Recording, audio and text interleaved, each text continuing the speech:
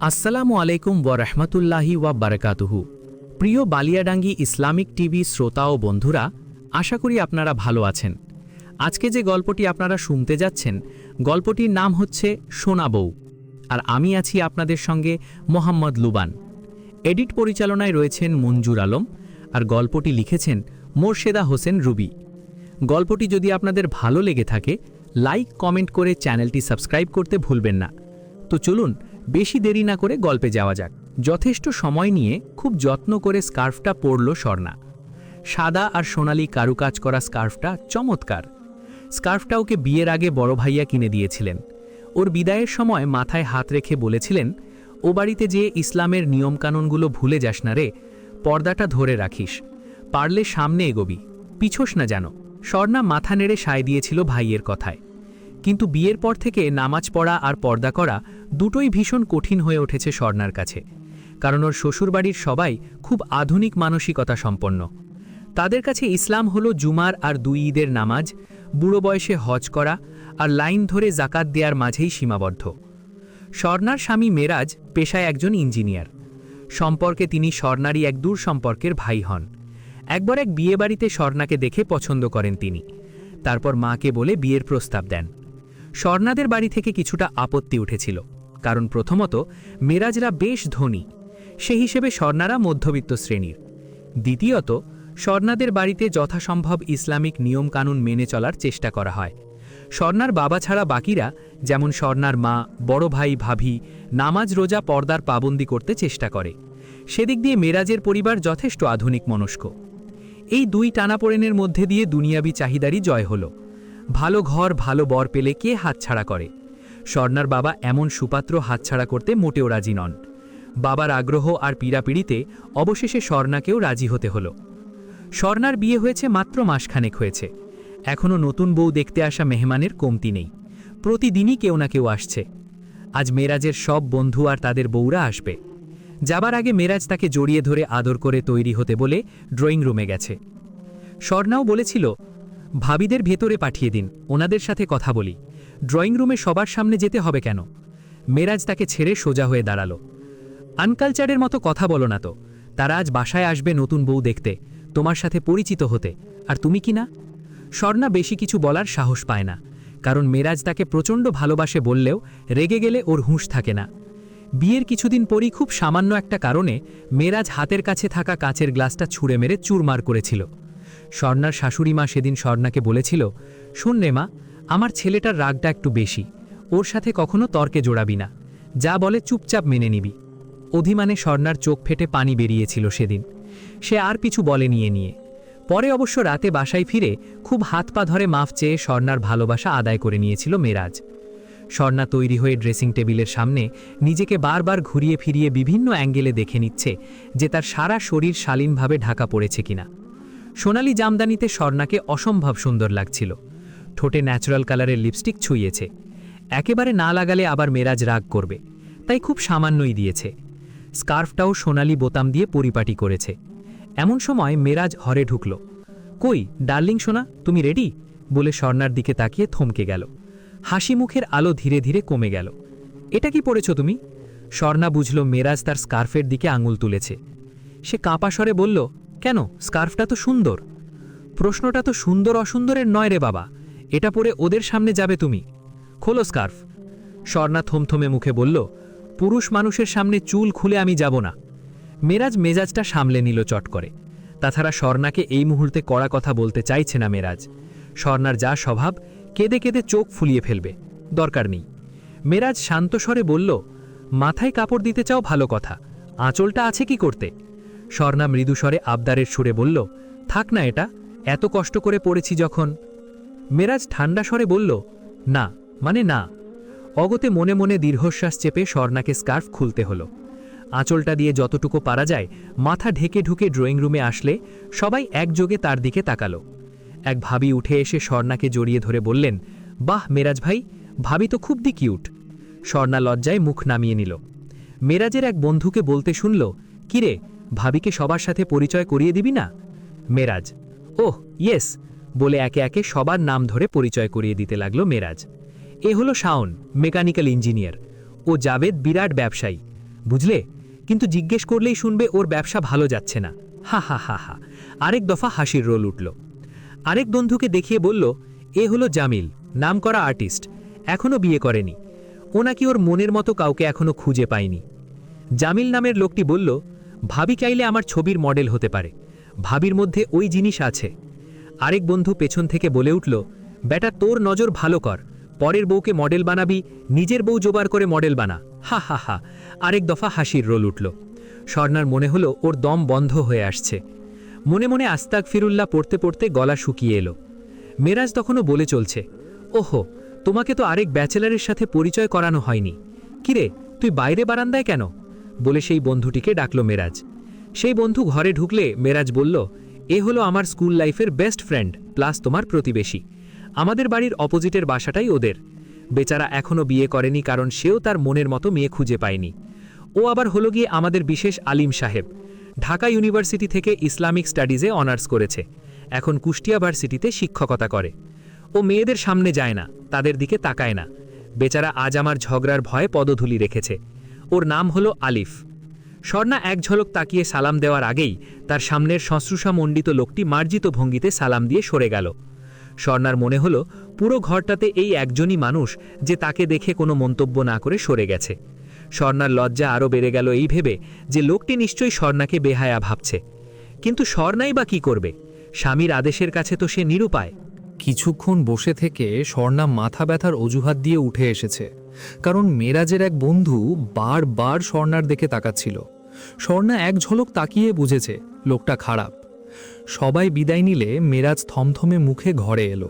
স্বর্ণা ততক্ষণে পোশাক বদলে নিয়েছে। স্বর্ণা নিজেই জিজ্ঞেস করল, আপনাকে কি চা দেব? মেরাজ কোনো উত্তর করল না।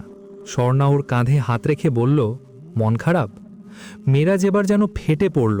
তোমার মতো আনকালচার্ড বউ যার আছে, তার সমাজে মুখ দেখানোর কোনো উপায় আছে? ওরা তোমার সাথে ছবি তুলতে চাইল, দিলে না। সহজভাবে কারো সাথে কথা বললে না। এত ঢং কোথায় শিখেছ? কলেজ ভার্সিটিতে যখন গেছো তখন কি কোনো ছেলের সাথে আড্ডা দাওনি? আজ যে বড় ধোয়া তুলসী পাতা সাজলে। স্বর্ণা মুখ বন্ধ করে মিরাজের অশ্রাব্য কথাগুলো শুনতে লাগলো।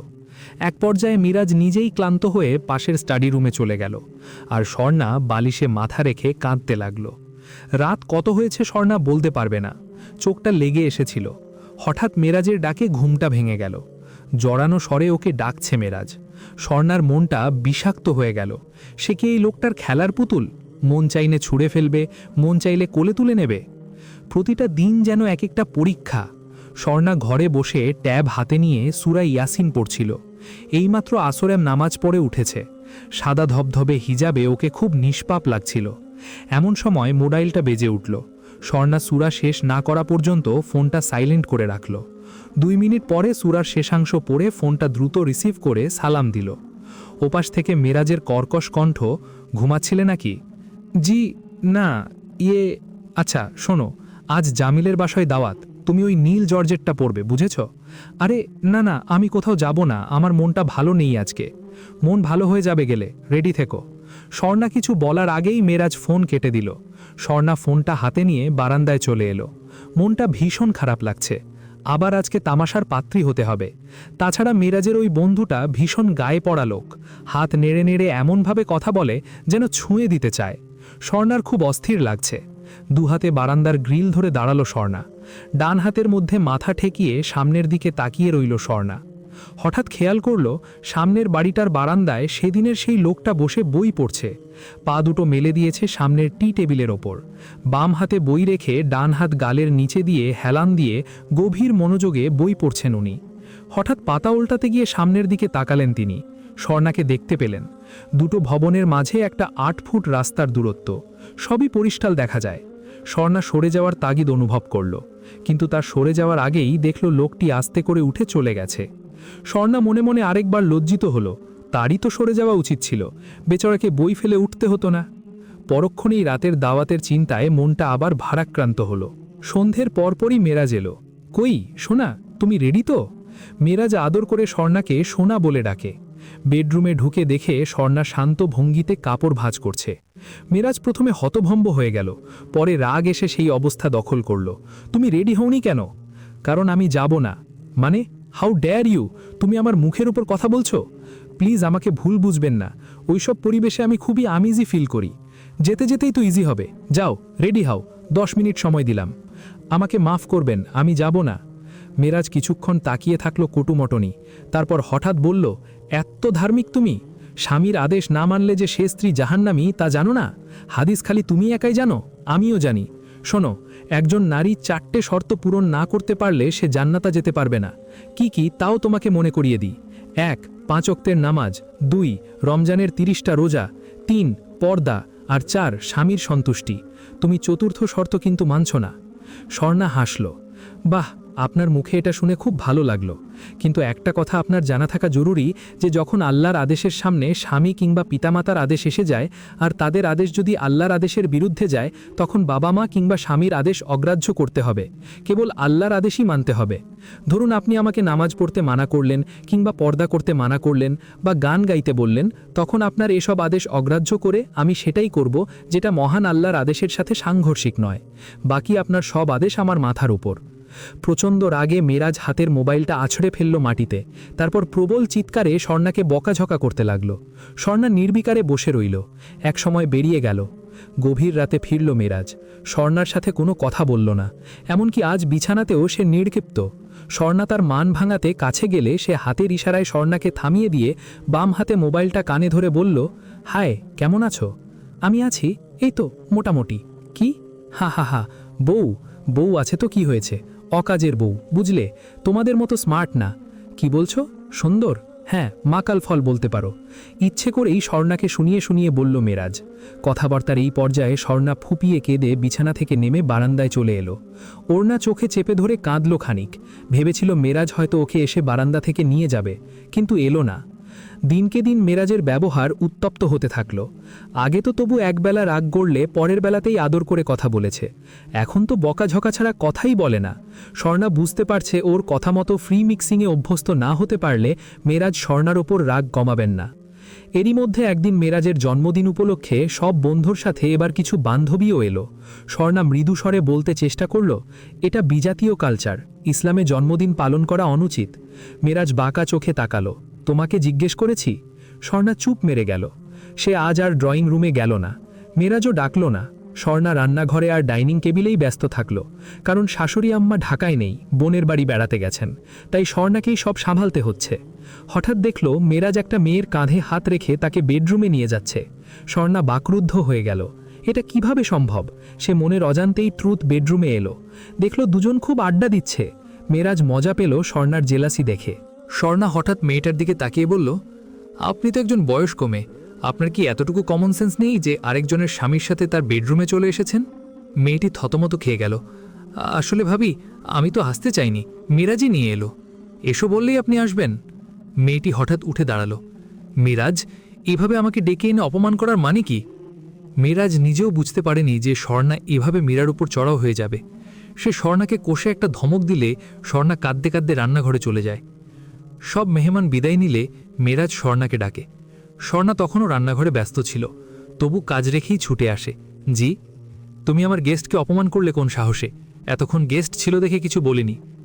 স্বর্ণা স্বাভাবিক সুরে বলল, আমি তাকে অপমান করিনি, বরং আপনি আমাকে স্ত্রী হিসেবে অপমান করেছেন। আমার সামনে আপনি... এতটুকু কথার মাঝখানেই মেরাজ প্রচণ্ড চর কষিয়ে দিয়ে বলল, 100 বার আনবো, তোমার তাতে কি? ভালো না লাগে সোজা বেরিয়ে যাও, তোমার মতো মেয়েকে আমার দরকার নেই, গেট লস্ট। স্বর্ণা ভয়ে বিস্ময়ে থিপ মেরে গেল, কিন্তু মেরাজ উত্তপ্তভাবে কথা বলেই চলেছে। স্বর্ণা এক পর্যায়ে বলল, আপনার অসামাজিক কাজ করি না বলেই আজ আমি আপনার কাছে খারাপ হয়ে গেলাম? হ্যাঁ, অত কথা বুঝি না, তুমি কালই চলে যাবে। তোমার মতো মেয়ের সাথে আমার সংসার চলবে না, যে আমাকে পথে ঘাটে অপমান করবে।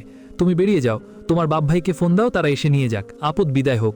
আমার লাইফটা বরবাদ হয়ে গেছে তোমার জন্য। মেরাজ জানে স্বর্ণাকে ঘায়েল করার এটাই মোক্ষম অস্ত্র। স্বর্ণা কাঁদতে কাঁদতে চোখ ফুলিয়ে ফেলল। সারা রাত দু চোখের পাতা এক করতে পারল না। ওদেরকে মেরাজ নাক ডাকিয়ে ঘুম। অতঃপর পরদিন সকালেও কথা না বলে নাস্তা না খেয়ে অফিসে যাওয়ার জন্য বেরোতে নিলে স্বর্ণা মেরাজের পা জড়িয়ে ধরলে মেরাজ থেমে গেল। মেরাজের ঠোঁটের কোণে হাসি। স্বর্ণা কেঁদে কেঁদে বলল, আমাকে মাফ করে দিন, বেয়াদবি হয়ে থাকলে মাফ চাই, তবু আপনি রাগ করে থাকবেন না, প্লিজ। মেরাজ ওর দিকে তাকিয়ে বলল, তাহলে এখন থেকে যা বলবো সব শুনবে? শুধু পার্টিগুলোতে যেতে চাই না প্লিজ, ওটার জন্য আমাকে বাধ্য করবেন না, অনেক বাজে ঘটনা ঘটে ওসব জায়গায়। তাহলে ওসব জায়গা যখন খারাপ তাহলে আমিও খারাপ? খারাপের সাথে থাকবে কেন? বাপের বাড়ি চলে যাও, অফিস থেকে এসে যেন তোমাকে আর না দেখি, বলে মেরাজ হনহন করে বেরিয়ে গেল। সে ভালো করেই জানে স্বর্ণা কোনো দিনও যাবে না। সমাজ আর ধর্মের ভয় তার মনে প্রবল, সে যাবার সাহসই পাবে না। কিন্তু বিকেলে ফিরে যখন দেখল স্বর্ণা সত্যি সত্যিই চলে গেছে, তখন মেরাজ একটা ধাক্কা মতন খেল। বেডসাইড টেবিলে একটা নোট লিখে রেখে গেছে স্বর্ণা। মেরাজ তা খুলে দেখল, আপনার বেশরীয়তি শর্ত পূরণে অক্ষম, তাই চলে গেলাম, আমাকে ক্ষমা করবেন। মেরাজ চিঠিটা পড়ে ছিঁড়ে বাস্কেটে ফেলে দিল। সে ভালো করেই জানে 2-3 দিনের মধ্যে বাপ নতুবা ভাই ঠিকই ঘাড় ধরে এনে দিয়ে যাবে। মেরাজ বন্ধুবান্ধবী, বন্ধুদের বউদের নিয়ে নিজের আনন্দেই বুঁদ হয়ে রইল। অতঃপর স্বর্ণা ঘন ঘন চোখ মুছছে। সামনে ভাইয়া, বাবা মা গম্ভীর মুখে বসে আছেন। ভাবি স্বর্ণার মাথায় হাত রেখে বলছেন, যত যাই হোক, এভাবে না বলে চলে আসাটা তোর উচিত হয়নি রে শর্ণ। স্বর্ণা কোনো জবাব দিল না। বাবা হঠাৎ ধমকে বলে উঠলেন, যা রেডি হ, চল, আমি তোকে দিয়ে আসব। ভাইয়া অপত্তির সুরে বলল, সব মানা যায় বাবা, এসব বেশরীয়তি কাজে তো সে তার স্ত্রীকে জবরদস্তি করতে পারে না। অত কথা দরকার নেই, বিয়ে হয়েছে, এখন এসব মেনেই ওকে থাকতে হবে। ভাইয়া কিছু বলতে গেলে স্বর্ণা বাধা দিয়ে বলে ওঠে, থাক ভাইয়া, আমি চলে যাব, কারণ এটাই আমার ভাগ্য, বলে স্বর্ণা উঠে চলে গেল। মা পুরোপুরি নির্বাক হয়ে বসে রইলেন। ... রাত প্রায় 10টা, এখনও মেরাজ বাড়ি ফেরেনি। স্বর্ণা কাজের লোকদের ডেকে জিজ্ঞেস করল, সাহেব গত রাতে কখন বাড়ি ফিরেছে? তারা জানালো দেরি করেই ফিরেছে। স্বর্ণা ভাত নিয়ে বসে থাকতে থাকতে টেবিলেই মাথা রেখে ঘুমিয়ে পড়েছে। হঠাৎ চোখে মুখে পানির বড় একটা ঝাপটা খেয়ে চমকে উঠে দেখল মেরাজ গ্লাস হাতে দাঁড়িয়ে আছে। তার মানে পানিটা ওই মেরেছিল। মেরাজ গ্লাস রেখে হাত নেড়ে বলল, কি হলো, বাপের বাড়ি ঠাঁই হলো না, নাকি সম্পত্তি ছুতে যাওয়ার ভয়ে তাড়াতাড়ি ফেরত পাঠিয়েছে? স্বর্ণা অনেক কথা সাজিয়ে রেখেছিল বলবে বলে, পণ করেছিল মেরাজ যাই বলুক রাগ করবে না। বেছে বেছে মেরাজের পছন্দের নীল শাড়িটা পরেছে, ও সুন্দর করে সেজেছে। কিন্তু মেরাজ এমন সব কথা বলা শুরু করেছে যে স্বর্ণার বুকটা ফেটে যাচ্ছিল। মেরাজ তখনও বলে চলছে, তুমি তো কোনো কাজেরই না, না ঘরকা না ঘাটকা, আমার জন্য তুমি আনফিট, বুঝেছ, তোমাকে দিয়ে আমার চলবে না, বলে জড়ানো পায়ে বেডরুমে ঢুকে গেল মেরাজ। স্বর্ণার সন্দেহ হচ্ছে মেরাজ হয়তো ড্রাঙ্কড। সে ভীরু পায়ে ঘরে উকি দিল। মেরাজ বাইরের কাপড়েই বিছানায় গড়িয়ে পড়েছে। স্বর্ণা ওকে ঠেলে ঠুলে ঠিক করে দিল, পা থেকে জুতো মোজা খুলে দিল। তারপর শার্টের বোতামটা খুলে শার্টটা গা থেকে সরাতে যাবে, তখনই ওর পকেটে স্বর্ণার হাত বাজল। স্বামীর অগোচরে তার পকেটে হাত দেওয়া মানা, তাই স্বর্ণা সংকোচ করছিল। কিন্তু কৌতূহলের কাছে সংকোচ পরাজিত হলো, কারণ স্বর্ণার হাতে ধারালো কিছুর খোঁচা লাগায় সে পকেটটা ঝাঁকি দিতেই ছোট ছোট কানের দুটো ঝুমকো বেরিয়ে এলো। স্বর্ণা হাতের তালুতে ওগুলো নিয়ে চরম বিস্ময়ের সাথে তাকিয়ে রইল। মনে নানা চিন্তা উকি দিতে লাগলো। হঠাৎ মনকে বোঝালো, না জেনে শুনে স্বামীকে সন্দেহ করা ঠিক না, দরকার হলে মেরাজকে সকালেই জিজ্ঞেস করবে। দুলগুলো পকেটেই রেখে দিয়ে আস্তে করে শার্টটা খুলে হ্যাঙ্গারে রেখে দিল। অতঃপর পরদিন নাস্তার টেবিলে স্বর্ণা খুব যত্ন করে মেরাজের পছন্দের আলু পরোটা বানালো, মাংসের ঝুড়ি দিয়ে। মেরাজ নিঃশব্দে খেলো, কিছু বলল না।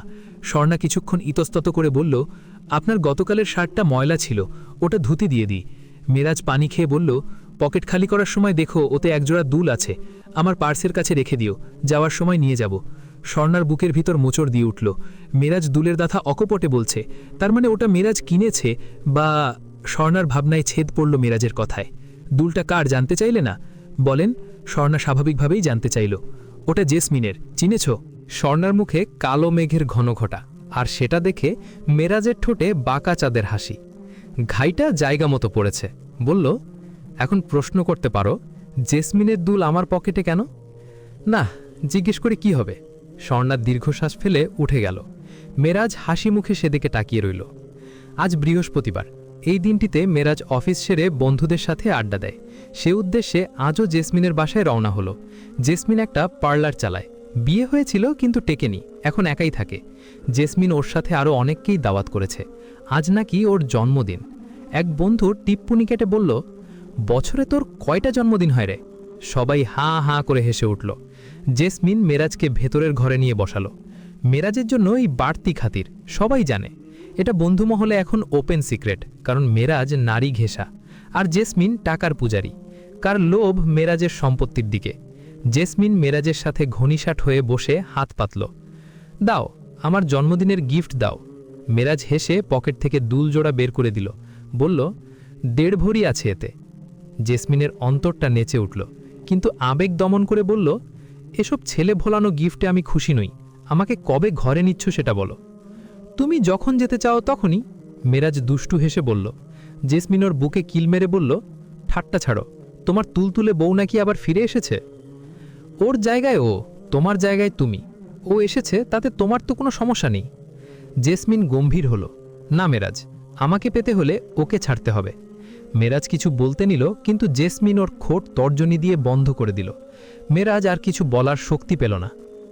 স্বর্ণা চায়ের কাপটা দিয়ে মেরাজের সামনে বসল। মেরাজ ওকে এক নজর দেখে নিয়ে বলল, তোমাকে একটা কথা বলার ছিল। জি বলুন। আমি জেসমিনকে বিয়ে করব বলে সিদ্ধান্ত নিয়েছি, বলে মেরাজ চায়ে চুমুক দিল।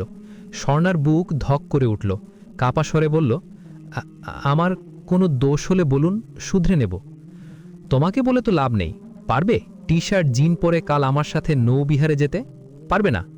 ওখানে সব বন্ধুর বউয়েরা কত স্মার্ট, তারা সব ধরনের পরিবেশে ফিট, স্বামীর উপযুক্ত সঙ্গী, স্বামীর মন বোঝে সেভাবে চলে। তোমার মতো সেকেলে মাইন্ডের না।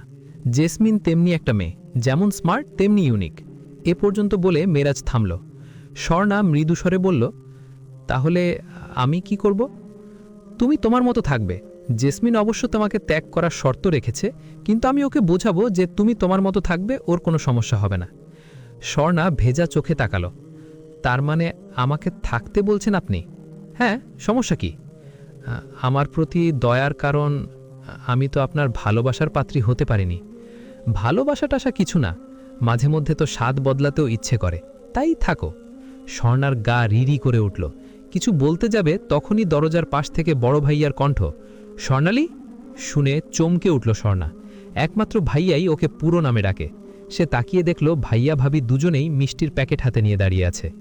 স্বর্ণা দৌড়ে গিয়ে ওদের হাত থেকে প্যাকেট নিয়ে বলল, আরে ভাইয়া, ভেতরে এসো। ভাইয়া ভাবি দুজনেই গম্ভীর। স্বর্ণা ভাবছে ভাইয়া সব শুনে ফেলল নাকি। মেরাজ সালাম টালাম কিছু না দিয়ে উঠে চলে যাচ্ছিল। হঠাৎ ভাইয়া তাকে পেছন থেকে ডাকল, মেরাজ শোনো। মেরাজ তাকালো। বলেন। তুমি একটু আগে যা বলছিলে তা কি সত্যি? সবাই চুপ হয়ে রইল। স্বর্ণা ভাইয়াকে থামাতে তার কাঁধে হাত রাখতেই ভাইয়া ওকে হাত দেখিয়ে থামতে বলল। মেরাজ শান্ত স্বরে বলল, হ্যাঁ সত্যি। কোনো সমস্যা? আমার বোনের দোষটা কি বলবে? কেন তুমি ওকে কষ্ট দিচ্ছ? মেরাজ কাউকে জমা খরচ দেয় না, মন চাইলে বোনকে নিয়ে যেতে পারেন। এমনিতেও সে এখানে কষ্টেই আছে। স্বর্ণা, ভাইয়া বলে থামাতে ভাইয়া ওকে দেখে বলল, তৈরি হয়ে আয়, তুই আমার সাথে যাবি। যেখানে তোর ন্যূনতম স্ত্রীর মর্যাদা নেই সেখানে তোকে আমি ফেলে রাখতে পারবো না। ওকে ফাইন, স্বচ্ছন্দে নিয়ে যান, দুদিন পর আবার দিয়ে যাবেন না জানো। বলে মেরাজ ভেতরে চলে গেলে স্বর্ণা দিশে হারার মতো সেদিকে তাকিয়ে ডাকল, মেরাজ শুনুন। ভাইয়া ধরা গলায় বলল, তুই রেডি হ, এই নরকে আর এক মুহূর্ত না। বারবার পেছন ফিরে দেখতে দেখতে চোখের পানি নিয়ে বেরিয়ে এলো স্বর্ণা। সব শুনে বাবা এবার আর কোনো মন্তব্য করলেন না। মা কেবল বললেন, ওকে এভাবে নিয়ে এলি, এভাবে কি ওর জীবন কাটবে? ভাইয়া দীর্ঘশ্বাস ফেলে বলল, আল্লাহ একটা ব্যবস্থা নিশ্চয়ই করবে। দুদিন পরই মেরাজের কক্ষ থেকে ডিভোর্স লেটার এলো। স্বর্ণা সেটা হাতে নিয়ে সারা দিন পাগলের মতো কাঁদল। ভাইয়া দুশ্চিন্তায় পড়লেন। কয়েক মাস কেটে গেল। স্বর্ণার চোখের নিচে কালি পড়ে গেছে। সারাদিন রাত নামাজেই কান্না করে ও। ওকে এমন দেখতে ভাইয়ার আর সহ্য হয় চায় না, কিন্তু কি করবে? সেরকম কোনো ভালো ছেলেও পাচ্ছে না যে নতুন করে বোনটাকে তার হাতে তুলে দেবে। এরই মধ্যে একদিন ভাবি ভাইয়াকে ফিসফিসি একটা ছেলের কথা বললেন। ভাইয়া সব শুনে বলল, ওরা এসে স্বর্ণাকে দেখে যাক। ছেলের মা আসবে, তার পছন্দেই ছেলে বিয়ে করবে। সেদিন ভাবি জোর করে স্বর্ণাকে নতুন 3 পিসটা পরিয়ে হালকা সাজিয়ে দিলেন। পাত্রের মা এসে স্বর্ণাকে ভালোভাবে দেখলেন, তারপর জানালেন মেয়ে তার পছন্দ হয়েছে। স্বর্ণাদের বাড়িতে আনন্দের ধুম পড়ে গেল। কেবল স্বর্ণার মুখটাই মলিন। স্থির হলো কোনো ঝামেলায় না গিয়ে সরাসরি বিয়ে করিয়ে সেদিনই মেয়ে নিয়ে যাবে ওরা। ছেলের মা বললেন, যে বিয়েতে খরচ কম হবে সে বিয়েতে বরকত বেশি হবে। স্বর্ণাদের পরিবার যেন আকাশের চাঁদ হাতে পেল। বিয়ের দিন ছেলের মা জানালেন তার ছেলে বিয়ের আসরেই দেনমোহরানা শোধ করবে। স্বর্ণা কিছুটা অবাক হলো। খুশি হতে গিয়েও বুকের কোথায় যেন কাঁটা বিঁধে রইল। সেই কাঁটার নাম মেরাজ। রাত 10টায় বিয়ে পড়ানো হয়ে গেল। সালাম কালাম খানাপিনা শেষে বউ নিয়ে ফিরতে ফিরতে রাত হয়ে গেল। বাসর ঘরে ফুলের বিছানায় ঝরা ফুলের মতো মলিন মুখে বসে আছে স্বর্ণা। আজ এতগুলো মাসেও মেরাজকে মন থেকে মুছতে পারেনি। শুনেছে মেরাজ বিয়ে করে বউ নিয়ে হানিমুনে গেছে। স্বর্ণা দীর্ঘশ্বাস ফেলে অজান্তে চলে আসা চোখের পানিটুকু মুছল। ভাবি আজ জোর করে সাজিয়ে দিয়েছে। স্বর্ণা সাজতে চাচ্ছিল না। ভাবি ধমকে বলেছে, পেছনের কথা ভেবে নিজের আগামীটাকে নষ্ট করিস না স্বর্ণা, তুই এখন অন্য কারো আমানত। মেরাজ ফেরাজের কথা মন থেকে সরিয়ে দে। স্বর্ণা এসব ৭-৫ যখন ভাবছে তখনই দেখল শুভ্র সফেদ পাঞ্জাবি পরিহিত লোকটা তাকে সালাম দিল। স্বর্ণা বিষম চমকে উঠল। এই কণ্ঠস্বর কোথাও শুনেছে মনে হলো, কিন্তু মনে করতে পারল না। তিনি খাটে বসে মৃদু কেশে বললেন, আপনার কপালে হাত রেখে একটা দোয়া পড়তে হবে তো, তাই। স্বর্ণা পাতলা ওড়নার ভেতর দিয়ে তাকালো, আর ওর চোখগুলো বড় বড় হয়ে গেল। আরে, এ তো সেই লোক, ওর বিয়ের পরপর মেরাজের আমন্ত্রণে ওদের বাসায় এসেছিল। কি যেন নাম? লোকটি আস্তে করে ঘোমটা সরিয়ে কপালে হাত রাখতে গিয়ে চমকে উঠে বলল, আপনি? স্বর্ণা লজ্জায় কষ্টে কেঁদে ফেলল। ওর দুচোখ বেয়ে পানি গড়িয়ে পড়ল। লোকটা সাথে সাথেই বলে উঠল, আরে আরে, কাঁদছেন কেন? আমি ওসব ভেবে বলিনি। অবাক হয়েছি কারণ আমি জানতাম না যে আপনি আমার মায়ের পছন্দের পাত্রী। মা পছন্দ করেছেন, এটাই আমার জন্য আদেশ। আম্মা বারবার বলেছিলেন কোণে দেখার জন্য, সময় করে উঠতে পারেনি। স্বর্ণা চুপ করে বসে রইল। লোকটা তার কপালে আলতো হাত রেখে মৃদুস্বরে দোয়া পড়ে উঠে দাঁড়ালো। ঘাবড়ানোর কিছু নেই, আমি আপনাকে বিরক্ত করতে আসিনি, কারণ জানি আজ আপনি সহজ হতে পারবেন না। এক কাজ করুন, শাড়ি জামা বদলে হালকা হন, তারপর ভালো মেয়েটির মতো চুপ করে শুয়ে পড়ুন। স্বর্ণা তাকালো, আর আপনি? আপনি চাইলে আমি অন্যত্র ব্যবস্থা করে নিতে পারি, অথবা খাটেও শুতে পারি। তবে আপনি নিশ্চিন্ত থাকতে পারেন, আপনার কষ্ট হয় এমন কিছুই ঘটবে না, আই প্রমিস। লোকটার প্রাণবন্ত অকপট কথা স্বর্ণার কষ্টের ক্ষতে শান্তির প্রলেপ মাখালো যেন। স্বর্ণা আলতো করে চোখ মুছে বলল, না, খাটেই থাকুন। আপনাকে এদিক সেদিক দেখলে আপনার বাসার লোকেরা কি বলবে? লোক বলতে তো এক আম্মা আর আমরা দুজন। নিন, শুয়ে পড়ুন, ফজরের সময় কিন্তু ডেকে দেব। লোকটির এ কথায় এবার স্বর্ণার মেঘলা আকাশে এক চিলতে রোদ দেখা দিল। মৃদু হেসে মাথা নাড়ল। তাহলে তো খুবই ভালো হয়। লোকটা নিজের পাঞ্জাবি হ্যাঙ্গারে ঝুলিয়ে হাতে একটা বই নিয়ে খাটে হেলান দিয়ে বসল। স্বর্ণা অবাক হয়ে তাকিয়ে বলল, বই পড়বেন এখন? কিন্তু আপনার সমস্যা হবে না, এখানে বেডসাইড ল্যাম্প আছে, আপনি লাইট নিভিয়ে দিতে পারেন। স্বর্ণা বিছানা থেকে নামতে গিয়ে হঠাৎ মনে পড়ল, এই বারান্দা থেকে তো মেরাজের ঘর দেখা যায়। স্বর্ণা ভাবনায় পড়ল, এখান থেকে তো মেরাজকে দেখা যাবে, কি করে সহ্য করবে ও? চেহারায় পানির ঝাপটা খেয়ে ধর্মড়িয়ে উঠে বসল। খুব ভয় পেয়ে গেছে ও। উঠে বসে সামনে তাকিয়ে দেখে আলিফ হাসি মুখে ওর দিকে তাকিয়ে আছে। স্বর্ণাকে ওভাবে হাঁপাতে দেখে ওর মুখ থেকে হাসি মুছে গেল। কি হয়েছে, ভয়ের স্বপ্ন দেখেছেন? স্বর্ণা চোখ বন্ধ করে মাথা নাড়ল, ডান হাত দিয়ে চুলগুলো খামচে ধরল। আলিফ নরম সুরে বলল, সরি, এভাবে ভয় পেয়ে যাবেন ভাবিনি। আমি তো কেবল সুন্নত পালনের নিয়তে অল্প পানির ছিটা দিয়েছি, কারণ স্বামী স্ত্রীকে নামাজের জন্য এভাবে জাগানোর কথা হাদিসে বলা আছে। স্বর্ণা জোর করে মুখে হাসি টেনে বলল, না, ভালো করেছেন। বলে খাট থেকে নেমে পড়ল। ওর মেরাজের গ্লাস ভর্তি পানি মুখে ছুঁড়ে মারার কথাটা মনে পড়ে গেছে। অজু সেরে বেরিয়ে দেখল আলিফ ওর জন্য অপেক্ষা করছে। স্বর্ণাকে দেখে বলল, আসুন, আজ আপনাকে নিয়ে নামাজ পড়ি, অন্যান্য দিন তো মসজিদেই চলে যাই। স্বর্ণা আলিফের পেছনে নামাজে দাঁড়ালো। আলিফের তেলাওয়াত শুনে স্বর্ণা মুগ্ধ হয়ে গেল। নামাজ শেষে আলিফ কোনো কথা না বলে কুরআন নিয়ে বসল। ওর দেখা দেখি স্বর্ণাও বসল। জীবনে এমন পরিবেশ পাবে তা কখনো কল্পনাও করেনি। মেরাজ তো এ সময়ে, যাক, ওর কথা এ সময় না ভাবাই ভালো। আলিফের কলেজ বন্ধ থাকায় ও বাড়িতেই সারাক্ষণ, তবে ওর বই পড়ার নেশা খুব বেশি। বিভিন্ন ধরনের বই ওর কালেকশানে। স্বর্ণা অবসর সময় ওর সেলফের সামনে দাঁড়িয়ে বইগুলোর নাম পড়ছিল। একেবারে ওপরের তাকে সমরেশ মজুমদার, সুনীলের বইও আছে। এক কোণে দস্যু বনহুরের কালেকশানও আছে। স্বর্ণা আপন মনে হেসে ফেলল। মনে মনে বলল, বেশ চৌকস লোক তো। স্বর্ণা নিজেও একসময় সেবা রোমান্টিক দস্যু বনহুরের বইয়ের খুব ভক্ত ছিল। সমরেশও পড়েছে কিছু। স্বর্ণা চারিদিকে তাকিয়ে ছোট টুল টেবিল খুঁজল। একটা খাড়া টুল পেয়ে তাতে সাবধানে দাঁড়িয়ে পড়ল। অনেক দিন পর নিজের পছন্দের বইগুলো হাতের কাছে পেয়ে খুব ভালো লাগছে, কিন্তু বইয়ে হাত দিতেই পেছন থেকে আলিফের ধমক শুনল, এ কি, আপনি এটার উপর দাঁড়িয়েছেন কেন? হঠাৎ আকস্মিক ডাক শুনে স্বর্ণা হচকচি গেল। ওদিকে টুলটাও নড়ে ওঠায় ব্যালেন্স হারিয়ে ফেলে সোজা মাটিতে, না, মাটিতে পড়া লাগেই আলিফ প্রায় লুফে নিয়েছে ওকে। সোজা করে দাঁড় করিয়ে দিয়ে আলিফ বলল, এই টুলটা তো ভাঙা, না ধরলে তো পড়ে ব্যথা পেতেন। আপনি ওভাবে না ডাকলে তো আমি পড়তাম না, আপনিই তো জোরে ডাকলেন। স্বর্ণা এখনও কাঁপছে। হঠাৎ ওভাবে পড়ে যাওয়ায় লজ্জাও পেয়েছে কিছুটা। আরে, আমি আবার কি করলাম? আলিফ হাসল, তারপর বলল, যাক, কোথাও লাগেনি তো? স্বর্ণা মাথা নাড়ল। আলিফ ফের বলল, কোন বই নামাবেন আমাকে বলুন, আমি নামিয়ে দিচ্ছি। স্বর্ণা আঙ্গুল দিয়ে দেখিয়ে দিল, ওই যে ওটা। আলিফ ওর মাথার সাথে নিজের মাথা ঠেকিয়ে ওপরের দিকে তাকালো। কোনটা? লজ্জা পেয়ে স্বর্ণা সরে যেতে নিলে আলিফ হঠাৎ নিচু হয়ে ওকে উঁচু করে ধরে বলল, নিন, নামান। কোনটা নামাবেন? হঠাৎ আলিফের এই আচরণে স্বর্ণা ভীষণ চমকে চিৎকার দিল ভয় পেয়ে, ইয়াল্লা, নামান, পড়ে যাব, নামান প্লিজ। আলিফ ওকে শক্ত করে ধরে অটল দাঁড়িয়ে থেকে বলল, একটুও পড়বেন না, নিন বই খুঁজুন, আমি ধরেছি। স্বর্ণা ভীষণ অস্বস্তি বোধ করছে। আলিফ ওর উড়ুর কাছে শক্ত করে ধরে আছে। আলিফের মাথাটা স্বর্ণার পেটের কাছে। আলিফ ইচ্ছে করেই কিনা কে জানে একবার দুলুনি দিয়েছে, আর তাতে স্বর্ণা ভয় পেয়ে আলিফের মাথাটা আঁকড়ে ধরছে। একবার রেগে বলল, থুত, বই লাগবে না, নামান তো আমাকে। আলিফ হাসল, আপনার ওড়নার জন্য কিছু দেখতে পাচ্ছি না আমি, আমার কি দোষ? তবু নামান, কাতর স্বরে বলল স্বর্ণা। আলিফ ওকে হঠাৎ ছেড়ে দিলে স্বর্ণা মা গো বলে আলিফকে জড়িয়ে ধরে আস্তে বেয়ে নিচে নামল।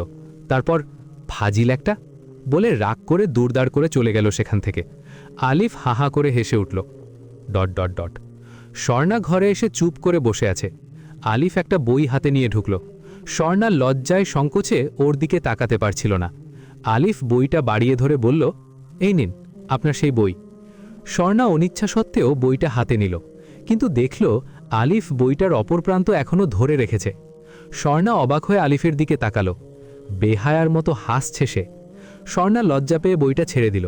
আলিফ বলল, আরে কই, নিন না, আপনিই তো দুষ্টুমি করছেন। আচ্ছা, আর করব না, এবার নিন। স্বর্ণা বই নিল। আলিফ ওর পাশে বসে বলল, কি নাম বইয়ের? স্বর্ণা পাতা উল্টাতে উল্টাতে বলল, তুমি আমার। আলিফ হেসে ওর দিকে তাকিয়ে বলল, অবশ্যই, আমি তো তোমারই। স্বর্ণা বইটা রেখে উঠে দাঁড়ালো। আপনার জন্য চা নিয়ে আসি। আলিফ কৌতুকের দৃষ্টিতে ওর দিকে তাকিয়ে ওর চলে যাওয়া দেখল। স্বর্ণা রান্নাঘরে এসে হাঁপ ছেড়ে বাঁচল। আলিফ যে এত দুষ্ট তার স্বর্ণার ধারণা ছিল না, কিন্তু নিজের মনে উকি দিয়ে দেখল আলিফের দুষ্টামিগুলো ওর ভালো লেগেছে। মেরাজ কখনো এমন করেনি।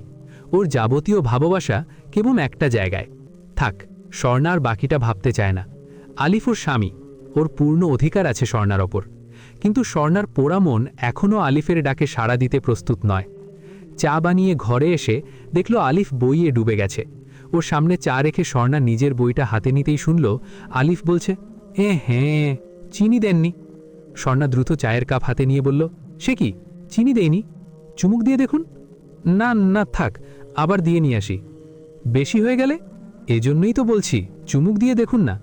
স্বর্ণা কিছুটা অস্তত করে ছোট্ট চুমুক দিয়ে নার্ভাস কণ্ঠে বলল, ঠিকই তো লাগছে, তাই নাকি? দেখি। তারপর যে পাশটা দিয়ে স্বর্ণা চুমুক দিয়েছে সেই পাশটা দিয়ে আলিফ চুমুক দিয়ে বলল, তাই তো। স্বর্ণা দীর্ঘশ্বাস ফেলে ওর দিকে খানিক তাকিয়ে থেকে বিছানায় গিয়ে বই নিয়ে বসল। আলিফও হেসে বইয়ে মন দিল। ... পরদিন সকালবেলা আলিফ নাস্তা খেয়ে চা টেনে নিল। স্বর্ণা নীরবে এটা ওটা ওকে এগিয়ে দিচ্ছে। আলিফ পুরনো কাণ্ডটা আবার করল। মাকে ডেকে বলল, আম্মা, তোমার বৌমা তো চায়ে চিনিই দেয়নি। শাশুড়ি মা স্বর্ণার দিকে তাকিয়ে বলল, দাও, ওকে আরেকটু চিনি দাও, ও চিনি বেশি খায়। স্বর্ণা সুগার পটটা নিয়ে এগিয়ে গেল। কতটুকু চিনি দেব? খেয়ে দেখো, আমি জানি কি। আলিফ ওকে তুমি করে বলছে। স্বর্ণা কথা না বাড়িয়ে ছোট্ট চুমুক দিয়ে বলল, আমার কাছে তো ঠিকই লাগছে, আপনি কি বলেন, আরেকটু দেব? আলিফ চায়ের কাপ টেনে নিয়ে চুমুক দিয়ে বলল, আমার কাছেও ঠিক লাগছে, বলে স্বর্ণার দিকে তাকিয়ে মুচকি হাসল। স্বর্ণার বুকের ভেতরে সে হাসি কাঁপন তুলল। ... রাতে শুতে গিয়ে স্বর্ণা নানান কথা ভাবছিল। আলিফের আচরণ একজন বিশ্বস্ত বন্ধুর মতো। দুষ্টুমি করলেও সীমা ছাড়ায়নি। কিন্তু স্বর্ণা নিজে এখনও সহজ হতে পারছে না। আলিফ যদি বিশেষ কিছু দাবি নিয়ে আসে তাহলে সময় চাইবে স্বর্ণা। এমন সময় আলিফকে ঘরে ঢুকতে দেখে স্বর্ণা ঘুমিয়ে পড়ার ভান করে মুখ গুজে রইল। হার্ট এত জোরে বিট করছে ওর, মনে হচ্ছে আলিফ শুনতে পাবে। কেবলই মনে হচ্ছে এই বোধহয় আলিফ ওকে ডেকে তুলল, যেমনটি মেরাজ করত। কিন্তু হঠাৎ যখন নিজের গায়ে ভারী কাপড় অনুভব করল তখন বুঝল ওর গায়ে চাদর দিয়ে দেওয়া হয়েছে।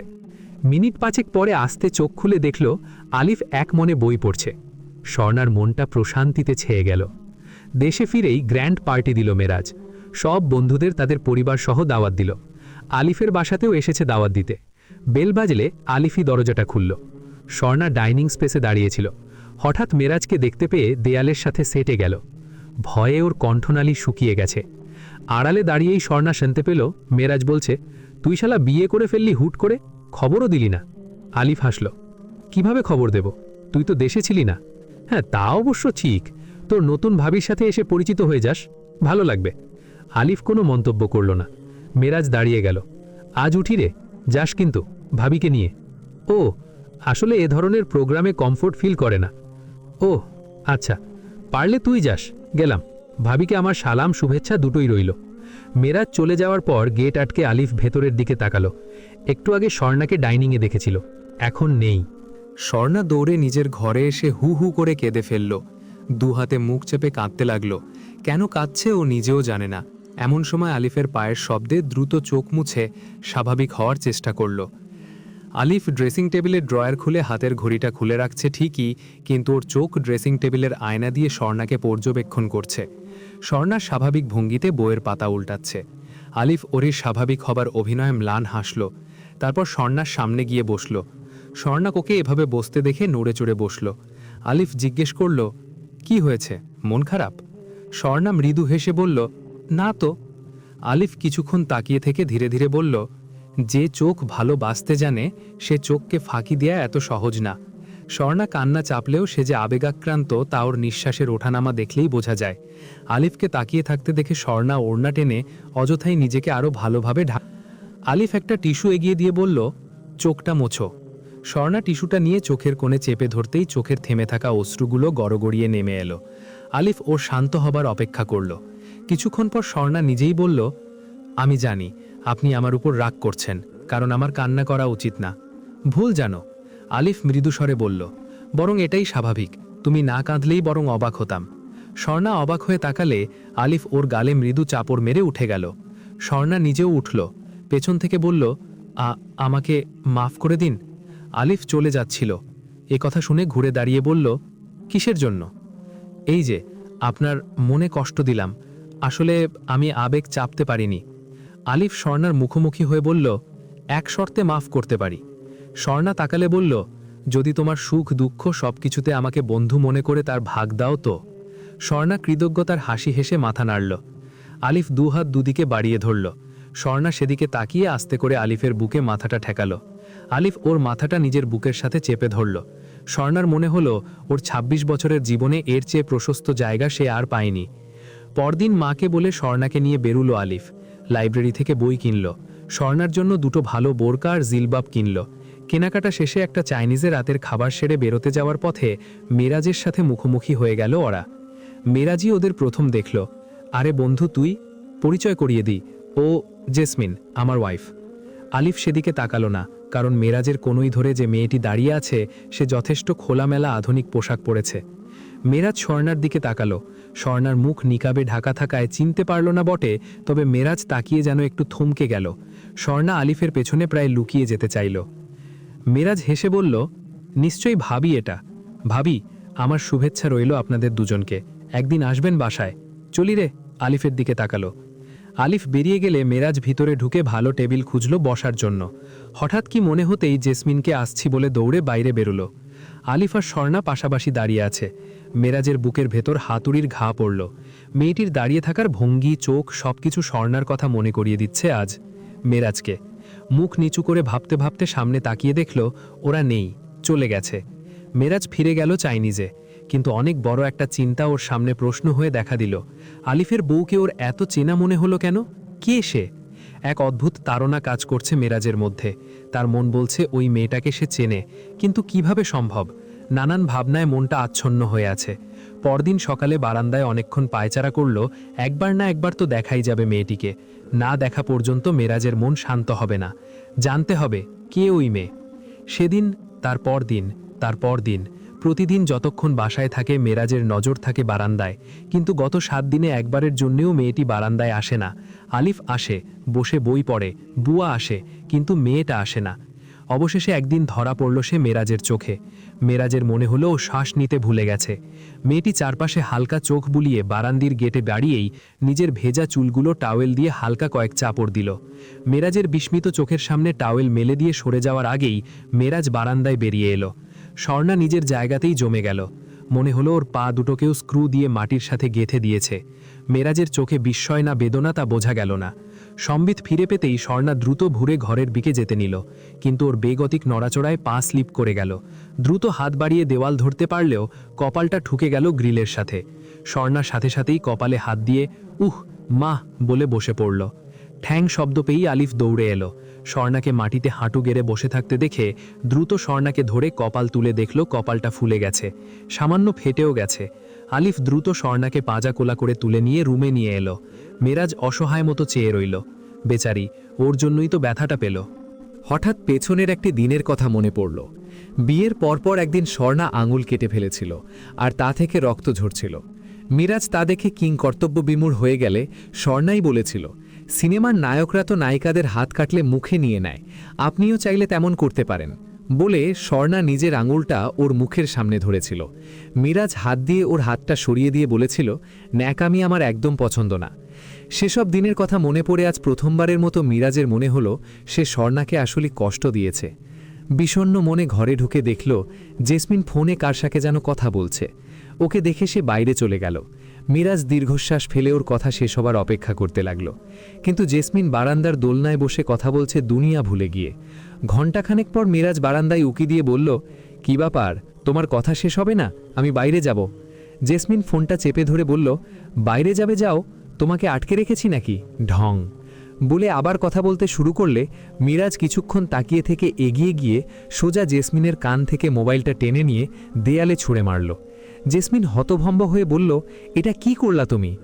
আমার চেয়ে ইম্পর্টেন্ট কি তোমার ফোন? জেসমিন অক্ষম আক্রোশে চেঁচিয়ে উঠল, এই কুত্তা, আমি কি তোর বান্দিদাসী নাকি যে যখন আঙুল নাচাবি দৌড়ে আসব? তুই আমার ফোন কিনা দিবি আজই, এক্ষুনি। তোর ফোনের আমি নিকুচি করি, আর আমি তোর নিকুচি করি, সমান তেজে জবাব দিল জেসমিন। তার একটু পর মিরাজ গাড়ি নিয়ে একদিকে আর জেসমিন আরেক গাড়ি নিয়ে আরেক দিকে চলে গেল। কপালটা টনটন করে ব্যথা করছে। আলিফ প্রায় ঘণ্টাখানেক বরফ ধরে রাখাতে ফোলাটা অনেক কমে এসেছে। আলিফ ফার্স্ট এইড বক্স এনে ওর কপালে ব্যান্ডেজ করে দিল। তারপর নিজে গিয়ে ফ্রিজ থেকে দুধ এনে স্বর্ণাকে নিজ হাতে খাইয়ে দিল। স্বর্ণা বারবার আপত্তি করছিল, আপনি তো আমাকে পুরোদস্তুর রুগী বানিয়ে ফেলবেন দেখছি, আমি এখন ঠিক আছি বলে বিছানা থেকে নামতে গেলে আলিফ ওকে ধরে বিছানায় ফের শুইয়ে দিয়ে বলল, চুপ করে শুয়ে রেস্ট নাও, উঠলে খবর আছে। তাই শুয়ে থাকতে বোর লাগে তো? তাই দাঁড়াও, আমিও এসে পাশে শোবো, তাহলে আর বোর লাগবে না। কি আসবো? স্বর্ণা কড়া চোখে তাকিয়ে ঝট করে পাশ ফিরে শুল। আলিফ হেসে বারান্দায় চলে গেল। রাতে কপালের ব্যথাটা কমে এলে স্বর্ণা উঠে রান্নাঘরে এলো। ও জানে আলিফ রাতে একবার চা খায়। চা বানিয়ে আলিফের টেবিলে রাখতেই ও মুখ তুলে তাকালো। তুমি আবার এত রাতে চা করতে গেলে কেন? সমস্যা নেই, খান। চলো বারান্দায় গিয়ে বসে চাটা খাই, আজ খুব সুন্দর জ্যোৎস্না। চলো, যাবে? স্বর্ণা খানিকটা ভেবে বলল, চলুন যাই। বারান্দায় এসেই স্বর্ণা চোরা চোখে সামনের বারান্দার দিকে তাকালো। না, অন্ধকার হয়ে আছে। স্বর্ণা এবার কিছুটা সহজ হয়ে বসল। আলিফ কয়েক চুমুক খেয়ে স্বর্ণাকে দিল, নাও তুমিও খাও, ভালো লাগবে। স্বর্ণা হাত বাড়িয়ে কাপটা নিয়ে তাতে চুমুক দিল। আলিফ আকাশের দিকে তাকিয়ে বলল, আজকের চাঁদটা অন্যান্য দিনের চেয়ে বেশি সুন্দর লাগছে। তাই? কিন্তু কেন? স্বর্ণা প্রশ্ন করল। আলিফ ওর দিকে তাকিয়ে বলল, কারণ আজ যে তুমি আমার পাশে আছো, এই জন্য। স্বর্ণা মুখ টিপে হাসল। আলিফ ওর হাত ধরে ওকে পাশে বসিয়ে ওর কাঁধে হাত রাখল।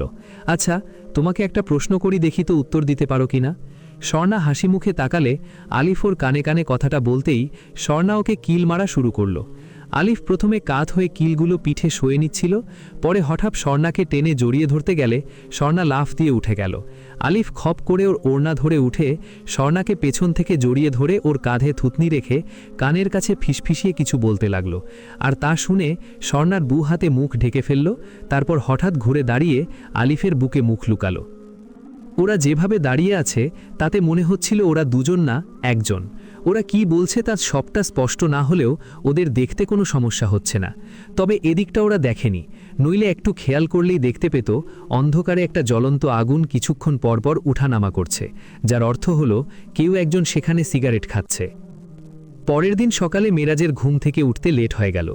জেসমিনকে বলে লাভ নেই, কারণ গত দুদিন ধরে সে কথা বলছে না। তারপরেও মেরাজ নিজেই বলল, তাড়াতাড়ি নাস্তা দাও, বেরিয়ে যাব, এমনিতেই দেরি হয়ে গেছে। জেসমিন লেপের তলা থেকেই উত্তর দিল, আমি উঠতে পারবো না, মর্নার মাকে বলোগে। মেরাজ কিছুক্ষণ কড়া চোখে তাকিয়ে থাকল। মনে পড়ে গেল পুরনো দিনের কথা। স্বর্ণাকে কোনোদিনও মেরাজ ওঠার পরেও শুয়ে থাকতে দেখেনি, বরং নাস্তা তৈরি করে সে মেরাজকে ডাকতে আসত। এর জন্য কখনো বকাও খেতে হতো ওকে। দীর্ঘশ্বাস ফেলে নামতে গিয়ে মনের ভেতর কেউ যেন আচমকা বলে উঠল, তুমি নিজের পায়ে নিজেই কুড়াল মেরেছ। বিছানা থেকে নামতে গিয়ে মনে হলো শীতটা আজকে বেশি।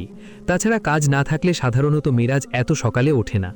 বাথরুমে যাওয়ার সময় অভ্যাসবশত পর্দা সরিয়ে ওই বারান্দায় উকি দিল। নিজের জায়গাতেই স্থির হয়ে গেল। ওড়না পেঁচিয়ে গায়ে শাল জড়িয়ে স্বর্ণা বসে আছে। কোলে একটা প্লেট, তাতে সম্ভবত পিঠা। সে ছোট ছোট করে ভেঙে আলিফের মুখে দিচ্ছে, আর আলিফ রাজা বাদশাহের মতো বই পড়তে পড়তে সেই পিঠা খাচ্ছে। মেরাজের সর্বাঙ্গে যেন কেউ বিছুটি পাতার রস মাখিয়ে দিয়েছে। সে পর্দার আড়াল থেকে লোভীর মতো সে দৃশ্য দেখছে। হঠাৎ স্বর্ণা উ উ করে উঠলে আলিফ বই ফেলে ওর হাত আঁকড়ে ধরল। মনে হয় কামড় লেগে থাকতে পারে। তারপরের দৃশ্যগুলো আর মেরাজ দেখতে পারল না। এই কদিনেই ওদের মাঝে এত ভালোবাসা জন্ম নিল কি করে? দেখে মনে হয় যেন জন্ম জন্মান্তরের বন্ধুত্ব। চোখ বন্ধ করে দেয়ালে মাথা ঠেকিয়ে অক্ষম আক্রোশে মনে মনে ফুঁসতে লাগল। আলিফের মুখ থেকে টান মেরে নিজের আঙ্গুল ছাড়িয়ে নিল স্বর্ণা। 7 আপ খাচ্ছেন নাকি? তার চেয়েও মজা, বলে আলিফ স্বর্ণাকে নিজের কোলে টেনে নিলে স্বর্ণা চারিদিকে তাকিয়ে বলল, আরে লোকে দেখলে কি বলবে? এত ভোরে লোক কোথায়? তাছাড়া আমাদের আশেপাশে তো ওই দুটো বিল্ডিং ছাড়া আর কোনো বিল্ডিংও নেই, বসো তো। স্বর্ণা বসলে আলিফ ওর হাত টেনে বলল, বেশি লেগেছে, সরি, খেয়াল করিনি। স্বর্ণা মাথা নাড়ল, না বেশি লাগেনি। কি শীত পড়েছে দেখেছ? স্বর্ণা শালটাকে আরো ভালোভাবে গায়ে পেঁচিয়ে বলল, তোমার শালটা খোলো। কেন? স্বর্ণা অবাক হলো। আলিফ দুহাত ঘষে বলল, দাও না, দুজনে শেয়ার করে নেব। ইস, সরেন এখান থেকে। কি? আলিফ আহত স্বরে বলল, বসেন, আরেকটা শালে এনে দিচ্ছি। লাগবে না, যাও, বলে আলিফ অন্যদিকে তাকিয়ে বসে রইল। স্বর্ণা চারপাশ দেখল, সামনের বারান্দা দেখল। সে ভালো করেই জানে মেরাজ এত ভোরে উঠবে না জীবনেও। তারপর লাজুক মুখে আলিফের পাশে বসে নিজের শালটা খুলে তাতে আলিফকেও জড়িয়ে নিল। আলিফ স্বর্ণার কানের কাছে মুখ নিয়ে বলল, কোরআনের ওই আয়াতটা মনে পড়ছে? স্বামী আর স্ত্রী একে অন্যের লিবাস, তুমি আমার পোশাক আর আমি তোমার পোশাক, আর এই শীতে পোশাক না হলে বাঁচি কি করে বলো তা? স্বর্ণা মৃদু হেসে বলল, ভালোবাসার উষ্ণতায় দুজনেই বুঁদ হয়ে রইল। আর ওদিকে হিমহিম ঠান্ডায় উষ্ণতার অভাবে আরেকজন কাতরাতে লাগল। দেয়ালে কপাল ঠেকিয়ে তাতে হাত মুঠো করে ঘুষি বসাতে লাগল। আজ জামিলের বাসায় গেট টুগেদার পার্টি রাখা হয়েছে। মেরাজ জেসমিনকে নিয়ে সেখানে উপস্থিত। জেসমিন নিজেই মেরাজকে সেদিন সরি বলে ওকে রাজি করিয়ে পার্টিতে নিয়ে এসেছে। কেন যেন আজ বন্ধুদের হইহুল্লোড়ে মন বসাতে পারছে না মেরাজ। চোখের সামনে ভোরবেলা দেখা বারান্দার দৃশ্যটা চোখে ভাসছে। আলিফের কোল ঘেঁষে এক শালের নিচে বসে থাকা স্বর্ণার চেহারাটা সুখী কবুতরির মতো লাগছিল। আর সেই দৃশ্যটা মেরাজের বুকের বাম পাশে চিনচিন করে ব্যথা দিতে লাগল। ঘোরে ঘোরে কয় পেগ গিলেছে তা মেরাজ বলতে পারবে না। মদের নেশায় চুর হয়ে মাথা তুলতে পারছে না সে। চোখের সামনে কেবল স্বর্ণা, বিভিন্ন রূপে বিভিন্ন ঢঙে ওকে ছুঁয়ে ছুঁয়ে যাচ্ছে। টলটে টলটে কোনো রকম বেসিনের নিচে এসে মাথা ঝুঁকিয়ে কল ছেড়ে দিল। খানিক পানি ঢালার পর অনেকটা সহজ বোধ হতে থাকল। দুহাতে চুলগুলো পেছনে ঠেলে ভাবল বাসায় চলে যাওয়া দরকার। জেসমিনকে খুঁজল, সে এই ফ্লোরে নেই। কয়েকজনকে জিজ্ঞেস করতে একজন হাত দিয়ে দোতলা দেখিয়ে দিল। সামান্য টোলে উঠে গ্রিল ধরে দোতলায় উঠে দরজাটা ধাক্কা দিতেই তার দরাম করে খুলে গেল। মেরাজের মনে হলো সে ভুল দেখছে। ওকে দেখে জেসমিন ধ্রুব উঠে দাঁড়ালো। জামিলও সংকোচ নিয়ে পাশ ঘেঁষে বেরিয়ে গেল। জেসমিন মেরাজকে দেখে ফাঁকা হাসি হেসে ওকে ভরতে আসলে মেরাজ নিজের অজান্তেই প্রচণ্ড জোরে এক চড় কষালো, যে তাতে জেসমিন ছিটকে পড়ল। আজকাল ভোরে ঘুম ভাঙার একটা অভ্যেস তৈরি হয়ে গেছে, আর ঘুম ভাঙলেই জানালার পর্দা সরিয়ে ওই বাড়ির বারান্দাটা এক নজর দেখে নেওয়াটাও অভ্যেসে পরিণত হয়েছে মেরাজের। আজ মাথাটা তুলতে গিয়ে একটু ভার বোধ হতে লাগলো। মনে পড়ল গত রাতের কথা। জামিলের সঙ্গে একটা তুলকালাম বেঁধে গিয়েছিল। জেসমিনকে ফেলেই চলে এসছে মেরাজ। দু হাতের কোনোই হাঁটুতে ভর দিয়ে মাথাটা চেপে ধরে ভাবল, না আর না, এ জীবনে ভুলের বোঝা বড় বেশি ভারী হয়ে গেছে। এটা আরও বড় করতে চায় না মেরাজ। স্থির সিদ্ধান্ত নিয়েছে সে। আজই জেসমিনকে ডিভোর্সের কাগজপত্র পাঠিয়ে দেবে। ওকে গলা টিপে মেরে ফেলতে পারলে বেশি খুশি হতো মেরাজ। চোখ পড়ল বেডসাইড টেবিলে ওর আর জেসমিনের বিয়ের ছবির দিকে। প্রচণ্ড রাগে ভেতরটা ফুঁসে উঠল। হাতের কাছের পেপার ওয়েটটা ছুঁড়ে মেরে ছবিটা চুরমার করে হিস হিস করে বলল, তোর জন্য আজ আমি আমার সোনার বউটাকে হারিয়েছি, তোর জন্য, বজ্জাত মহিলা। মেরাজের দু চোখে লোনা জল। বিড়বিড় করে বলতে লাগলো, আমাকে মাফ করো স্বর্ণা, প্লিজ আমাকে মাফ করো, বলে ডুকরে কেঁদে উঠল মেরাজ। দুবার নামতে গিয়েও বেরোতে পারিনি স্বর্ণা। আলিফ ওকে আটকে ফেলছে। আরে এত যাওয়ার জন্য অস্থির কেন? আমি নাস্তা পরে খাবো, চুপ করে শুয়ে থাকো তো। এই শীতে কেউ এত সকালে ওঠে না। আপনার যতক্ষণ মন চায় লেপ মুড়ি দিয়ে পড়ে থাকুন না, কে মানা করেছে? আমার কাজ আছে না। না, কোনো কাজ নেই, আলিফ বলল। স্বর্ণা হঠাৎ আলিফের পিঠে জোরে চিমটি দিতেই লাফিয়ে উঠল। আফ, দেখি নখগুলো। আমার নখ নেই, দেখুন। খিলখিল হাসিতে ভেঙে পড়ল স্বর্ণা। আলিফ ওকে শক্ত করে জড়িয়ে ধরে বলল, চিমটি দিলে কেন? এর জন্য এবার শাস্তি পেতে হবে। স্বর্ণার হাসি বন্ধ হয়ে গেল। আজ নাস্তা খেতে খেতে ময়নার মাকে ডাকল। ময়নার মা ত্রস্তে এসে দাঁড়ালো। জি ভাইজান। মেরাজ মানিব্যাগ থেকে একটা 500 টাকার নোট বের করে তার হাতে দিলে ময়নার মা চোখ গোল করে বলল, এইটা কিসের টাকা ভাইজান? মেরাজ বলল, ময়নার মা, তুমি এই বাড়িতে কাজ করছো কত বছর হলো? তা তো ভাইজান পিরায় 7 বছর হব। কেন ভাইজান? তো তোমাকে তাহলে বিশ্বাস করতে পারি? 100 বার ভাইজান, কেন করবেন না? তাহলে শোনো, তুমি কি জানো তোমার আগের ভাবি যে রাস্তার তোই পাড়ের বাড়িটাতে থাকে? ময়নার মা কাঁচুমাচু মুখ করে বলল, জানি তো। মেরাজ একটা ছোট্ট খামোর হাতে দিয়ে বলল, এটা লুকিয়ে তোমার ওই ভাবির হাতে দিবে। কিভাবে দিবে তা তুমি জানো, শর্ত একটাই, কেউ যেন না জানে। মনে থাকবে? কিন্তু ভাইজান, 500 আপাতত রাখো, চিঠি পৌঁছাতে পারলে আরও 1000 পাবে। এখন বলো, কাজটা পারবে? না পারলে বলো, লোক আছে। না না ভাইজান, এইটা কোনো কাম আমি আজগাই দিয়ে আমু, কাক পক্ষেও টের পাইব না। গুড বলো। মেরাজ পানি খেয়ে উঠে অফিসে চলে গেল। গত কয়েকদিন ধরে বারান্দায় স্বর্ণাকে দেখা যাচ্ছে না, সে একদমই আসে না। আলিফকে দেখা যায় মাঝে মাঝে, বুয়াকে ঘর মুছতে দেখা যায়, কিন্তু স্বর্ণাকে না। দরজায় জানালায় ভারী পর্দা দেয়া থাকে বলে ঘরের ভেতরটা দেখা যায় না। মিরাজ ড্রয়ার খুলে বাইনোকুলারটা বের করল। গতকাল এটা কিনে এনেছে। চোখে লাগিয়ে রেঞ্জ লেংথ সব সেট করে নিল। মনটা আনন্দে নেচে উঠল। বাইনোকুলারটা চোখ থেকে সরিয়ে তাকালো, কিছুই দেখা যাচ্ছে না, কেবল বাতাসে দরজার পর্দা পতাকার মতো উঠছে। কিন্তু বাইনোকুলার চোখে লাগালেই পর্দার সামান্য ফাঁকা দিয়েও স্বর্ণাকে মাঝে মধ্যেই দেখা যাচ্ছে। মেরাজ জুম করে স্বর্ণার ফেসটা ক্লোজ করায় মনে হলো স্বর্ণা ওর 1 হাত দূরে বসে আছে, চাইলেই ধরা যাবে।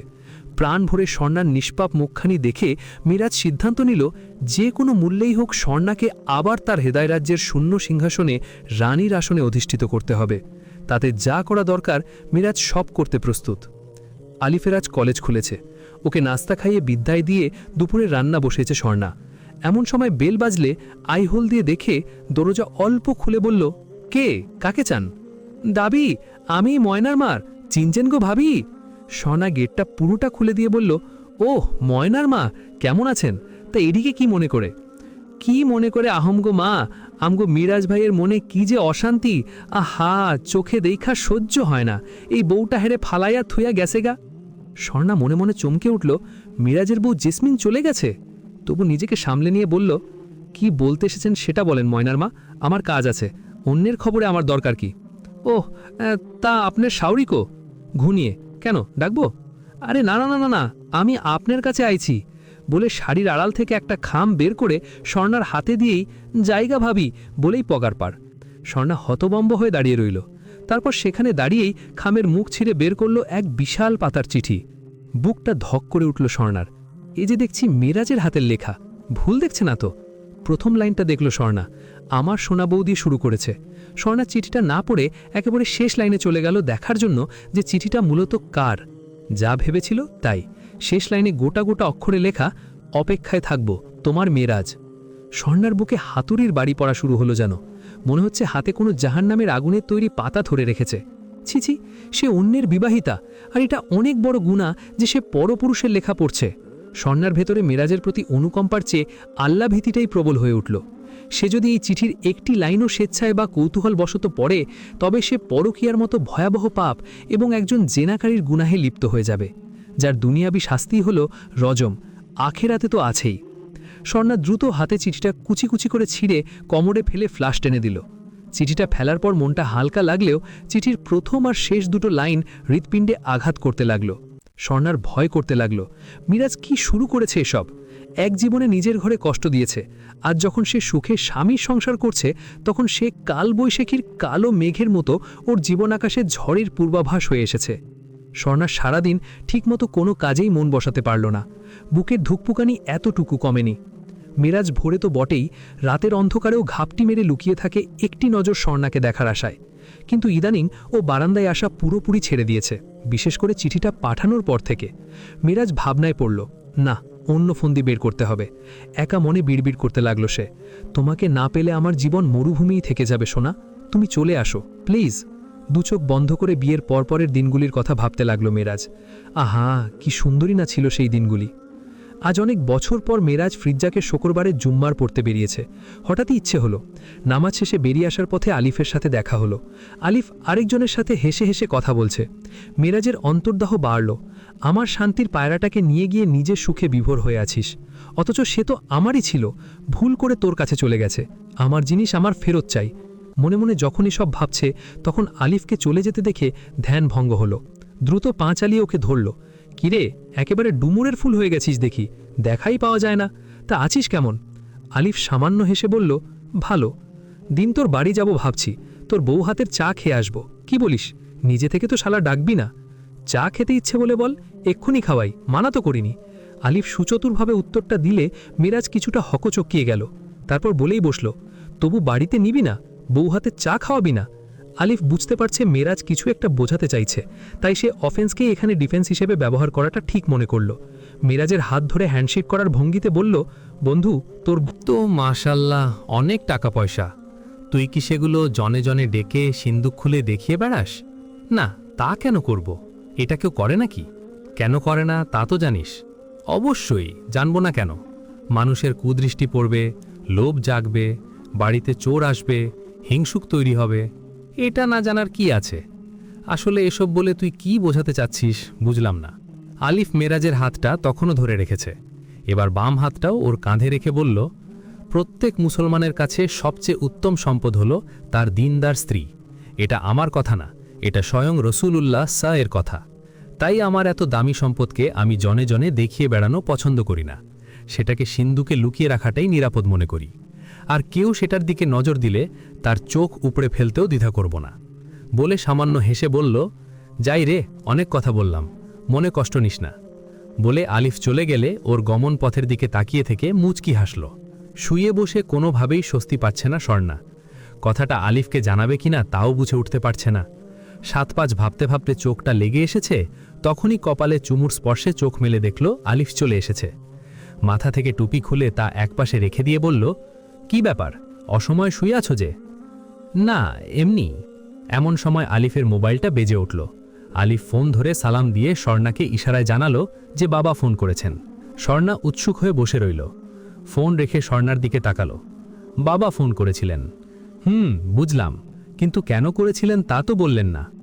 তোমার ফুফাতো বোনের বিয়ে, সামনের বৃহস্পতিবার যেন তোমাকে নিয়ে দিয়ে আসি, সেজন্য অনুমতি চাইছিলেন। ও, তা আপনি কি বলেন, যাব?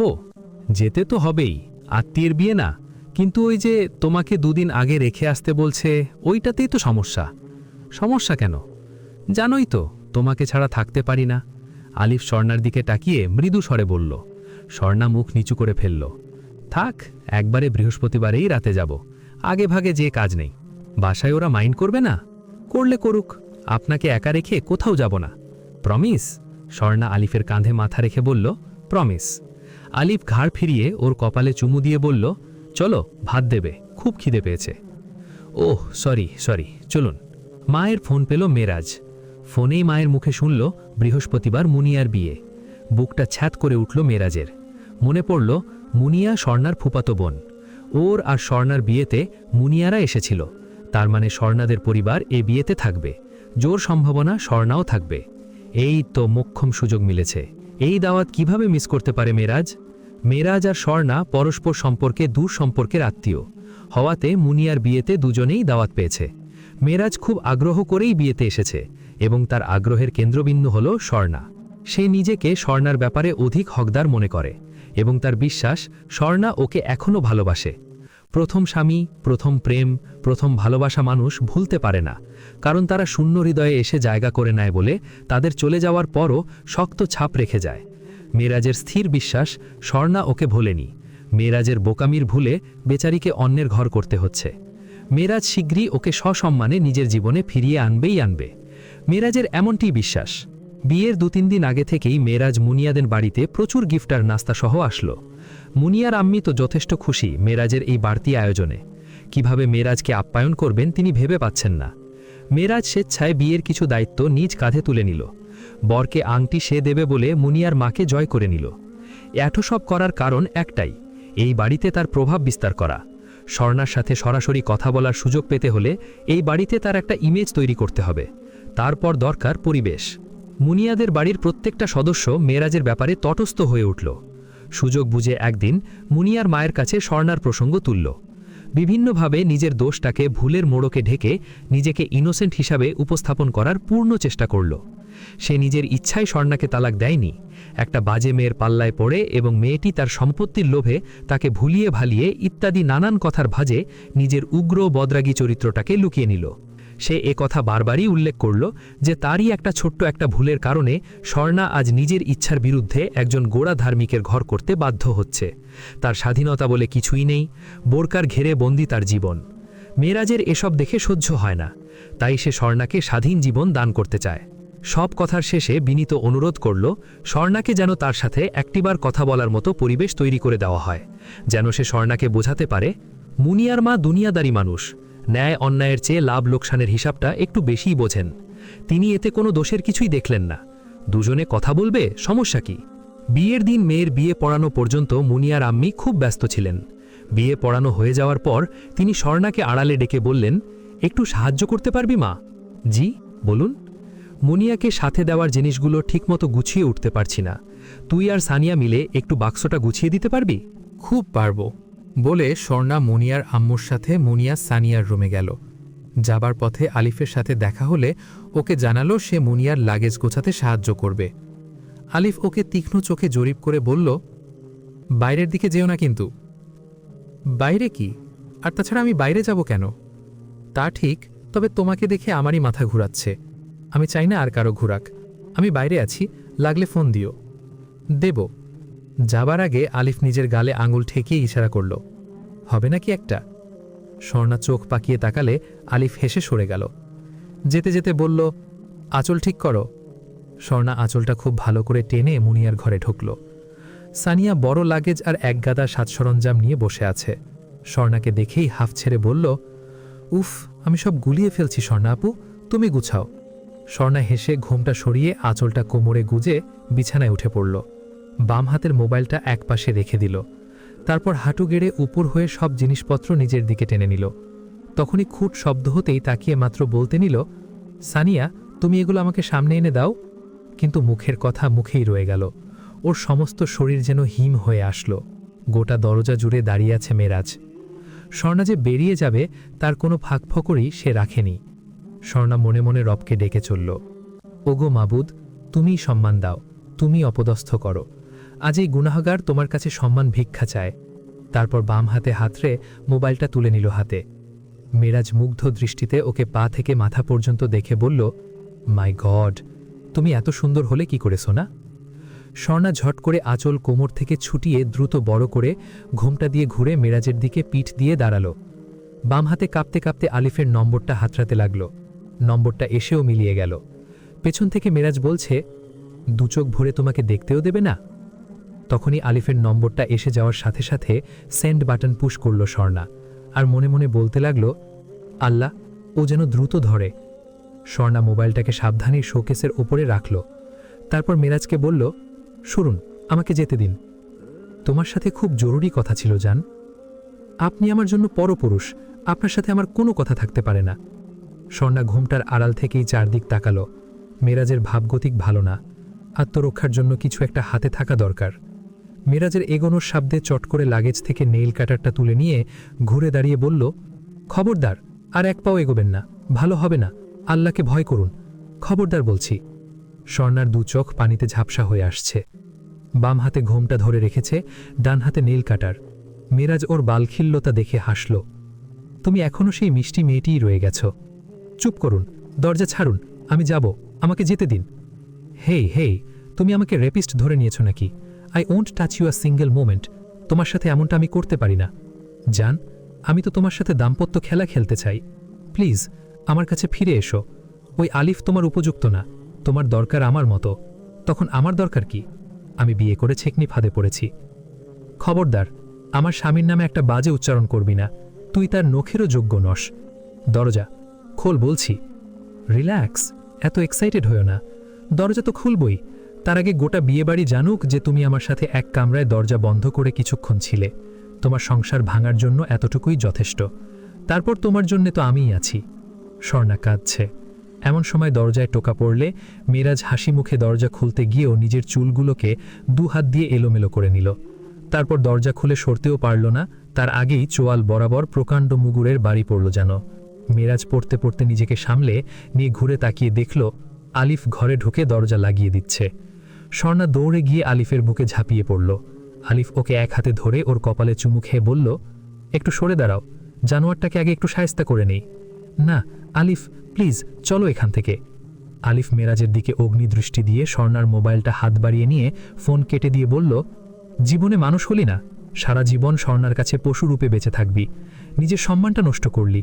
তোর ভাগ্য ভালো এটা বিয়ে বাড়ি, নইলে আমার বউয়ের দিকে কুনজর দেওয়ার জন্য তোর চোখ আমি ঠিকই উপড়ে ফেলতাম, কুলঙ্গার কোথাকার।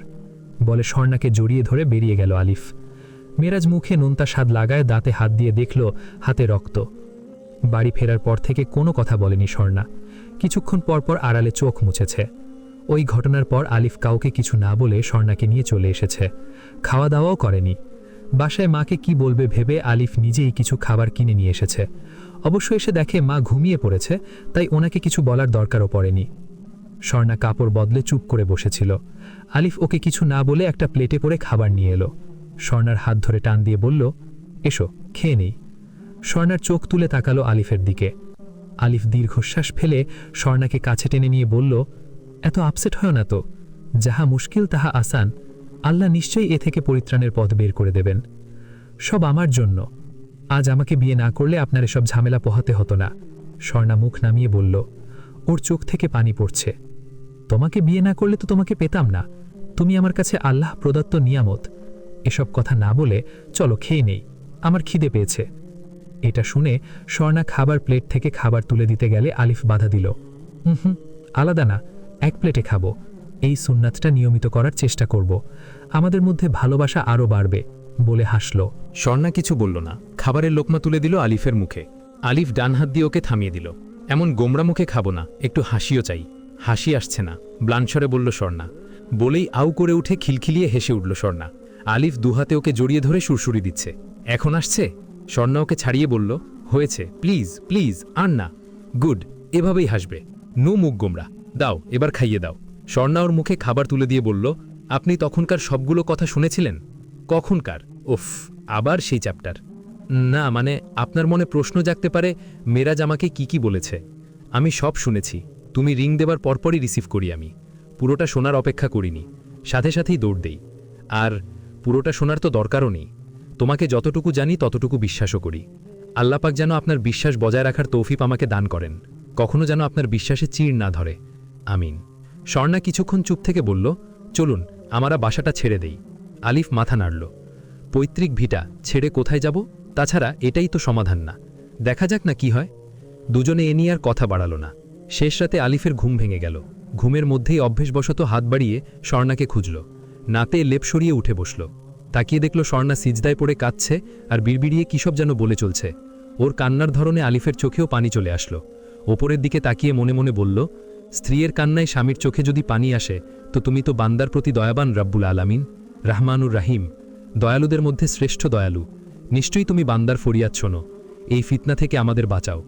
মনে মনে দোয়া করে অজু করতে উঠে পড়ল আলিফ। ফজরের নামাজ পড়ে মনটা হালকা লাগলেও বুকটা ভার ভার ঠেকছে স্বর্ণার। মাথাটা যেন সোজা রাখতে পারছে না, শরীরটা খুব দুর্বলও লাগছে। গতরাতের ঘটনাটার পর থেকে মনটা কিছুতেই শান্তি পাচ্ছে না। এক অস্থিরতা ঘিরে আছে স্বর্ণাকে। সকালেও নাস্তা খেতে পারল না।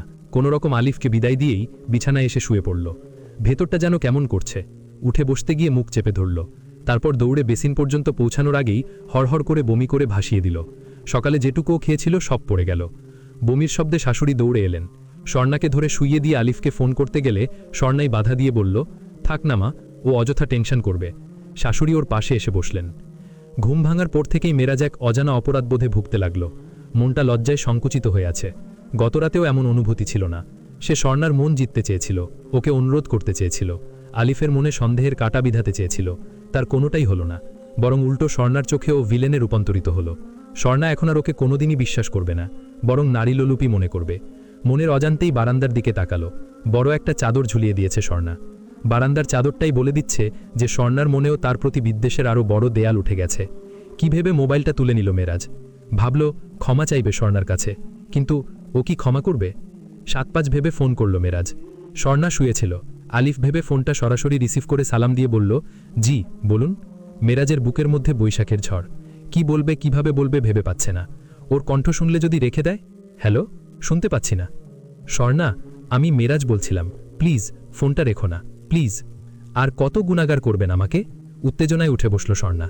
বলুন, শহর ছেড়ে চলে যাব নাকি মেরে ফেলবেন আমাকে বলেন। আমার এসব আর সহ্য হচ্ছে না। এক জীবনে অশান্তির আগুনে জ্বালিয়েছেন, আজ যখন সুখের মুখ দেখেছি তো আমার সুখের সংসারে অশান্তির আগুন জ্বালাচ্ছেন। কি চান আপনি বলুন? আল্লাহর দোহাই লাগে, আমাদের জীবন থেকে দূর হয়ে যান। আল্লাহকে ভয় করুন, আল্লাহকে ভয় করুন বলে কাঁদতে লাগলো স্বর্ণা। একদমে কথাগুলো বলে কিছুটা হাঁপাতে লাগলো। মেরাজ কিছু বলার আগেই ফোনটা কট করে কেটে দিল স্বর্ণা। কলেজ থেকে ফিরে গোসল সেরে খাবার টেবিলে এসে দেখল স্বর্ণার চোখে মুখে এক অন্যরকম দীপ্তি। সকালে তো যাওয়ার সময় মুখটা মলিম রেখে গেছে। যাক, ভালো হয়েছে, ও গতদিনের ডিজাস্টারটা হয়তো ভুলতে পেরেছে। পেছন থেকে গিয়ে স্বর্ণাকে জড়িয়ে ধরে বলল, তোমার হাসি মাখা মুখ আমাকে কত শান্তি দিচ্ছে তুমি জানো না। স্বর্ণা ওকে টেনে টেবিলে বসিয়ে বলল, খেয়ে নিন, কথা আছে। এখনই বলো? না, আগে খেয়ে নিন। খাওয়া দাওয়া শেষে চায়ের কাপ হাতে দুজন বারান্দায় এসে বসল। আলিফ চাদর দেখিয়ে বলল, এটা কি? আমি ঝুলিয়েছি। আলিফ কোনো মন্তব্য করল না, বলল, আচ্ছা তোমার কি কথা আছে সেটা বলো শুনি। স্বর্ণা কিছুটা লজ্জা পেয়ে আলিফের কানের কাছে মুখ নিয়ে ফিসফিস করে কিছু বলল, যা শুনে আলিফ স্থির হয়ে গেল। তারপর হাতের চায়ের কাপটা রেখে স্বর্ণার দিকে তাকিয়ে হেসে বলল, সত্যি? জি ইনশাআল্লাহ। আমাদের ওপরের ফ্লোরে ডাক্তার কানিজ ফাতেমা আছেন না, আম্মা ওনাকেই ডেকে নিয়ে এসেছিলেন। উনি অনেকক্ষণ চেকআপ টেকআপ করে এটা বলেছেন, সন্ধ্যায় আপনাকে সাথে নিয়ে ওনার চেম্বারে যেতে বলেছেন। অবশ্যই যাব, আমার তো খুশিতে লাফাতে ইচ্ছে হচ্ছে বলে স্বর্ণাকে হ্যাচকা টানে নিজের বুকের সাথে জড়িয়ে ধরল। উফ, ভাবতেই পারছি না আমি বাবা হব আর তুমি মা। আলহামদুলিল্লাহ। ভালো লাগার অদ্ভুত আবেশে স্বর্ণা দুচোখ বন্ধ করে আলিফের বুকে মিশে গেল। কিছুক্ষণ পর স্বর্ণা হঠাৎ আলিফের হাতটা চেপে ধরে বলল, আপনাকে একটা অনুরোধ করব, রাখবেন? বলো। আজই ঢাকায় ফিরেছেন রাজিয়া। ছেলেটার জন্য নতুন করে দুশ্চিন্তায় ভুগছেন তিনি। ভালো বউটাকে ধরে রাখতে পারল না। চোখের চটকে এক রঙ্গিলাকে নিয়ে এলো, কয়েকটা মাসও টিকল না। ভেঙে গেল সংসার। কে বোঝাবে এই ছেলেকে? বদমেজাজ আর অতি আধুনিকতা এদের জীবনকে জাহান্নাম বানিয়ে ছেড়েছে। তিনি চোখ বুঝলে ছেলেটার কি যে হবে। 12 ভূতে লুটেপুটে খাবে ওকে। এটা তারই ভুল। একমাত্র ছেলে বলে তার অবাধ স্বাধীন জীবনযাপনে বাধা না দিয়ে স্বেচ্ছাচারিতাকে প্রশ্রয় দিয়ে ওরই ক্ষতি করেছেন তিনি, যার ফল আজ তার ছেলেই ভোগ করছে। এসব ভাবতে ভাবতে ছেলে ঘুম থেকে উঠেছে কিনা দেখতে যাবেন, এমন সময় বেল বাজল। তিনি আগে দরজা খুলতে গেলেন। দরজা খুলে বিস্ময়ে তিনি বাকরুদ্ধ হয়ে গেলেন।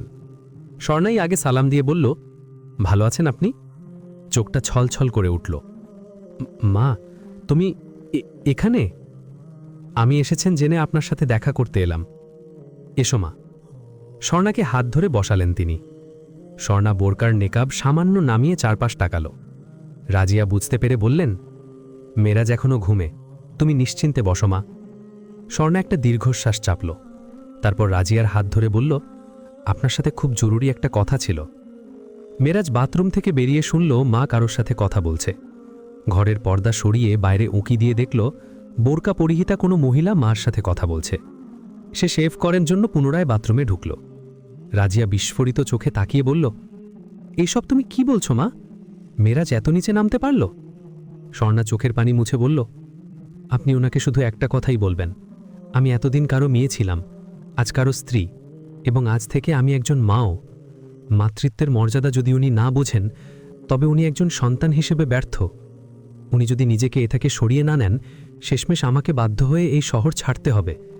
আর কিছু না, এটুকুই বলতে এসেছিলাম। রাজিয়া লজ্জিত হয়ে স্বর্ণার হাত ধরে বললেন, ওর হয়ে আমি ক্ষমা চাচ্ছি মা, তুমি ভেবো না, আমি ওর ব্যবস্থা করছি। ওর জন্য আমার বড় মামার মেয়েটার কথা অনেক দিন থেকেই ভাবছিলাম। ওই শাকচুন্নিটার পাল্লায় না পড়লে এতদিনে, যাক, ভেবেছিলাম আগে ওর মতামত নেব, এখন ভাবছি মতামতের কোনো দরকার নেই। এবার ওকে জোরই করতে হবে, যত দ্রুত সম্ভব, দরকার হলে আজই। রাজিয়া দীর্ঘ কণ্ঠে বললেন। স্বর্ণা বিদায় নেবার জন্য উঠে দাঁড়িয়ে বলল, আল্লাহর শকর, আপনি আমাদের জন্য এভাবে ভাবলেন, আমাদের জন্য দোয়া করবেন। অবশ্যই মা, আল্লাহ তোমার কোল ভরে দিন। আমিন। মেরাজ পেছন থেকে ডাকল, মা। স্বর্ণা ততক্ষণে বিদায় নিয়েছে। রাজিয়া দরজা বন্ধ করে ছেলের দিকে তাকালেন। মেরাজ বলল, কে এসেছিল? রাজিয়া কড়া চোখে ছেলের দিকে তাকিয়ে বললেন, সেটা পরে বলছি। তার আগে জানিয়ে রাখি, সন্ধ্যায় আমার সাথে তোর বড় মামার বাসায় যেতে হবে। কোনো অ্যাপয়েন্টমেন্ট রাখিস না। হঠাৎ বড় মামার বাসায় কেন? তাও আবার আমাকে নিয়ে? তুমি যাও। তোর বিয়ে তোকে নিয়ে যাব না তো কাকে নিয়ে যাব? বিয়ে মানে? হ্যাঁ, তোর বিয়ে মিমির সাথে, আজই। এমনিতে অনেক দেরি হয়ে গেছে, আর না, এটাই আমার সিদ্ধান্ত। নিজের সিদ্ধান্তে তো জেসমিনকে এনেছিলি, ফলাফল তো দেখলি। মেরাজ মাথা নিচু করে বলল, তোমার পছন্দে তো স্বর্ণাকেও এনেছিলাম, কিন্তু ওকে নিজের দোষে হারিয়েছিস। এখন এসব বাদ দে, নাস্তা ছা, তোর সাথে অনেক জরুরি কথা আছে। আয় বস।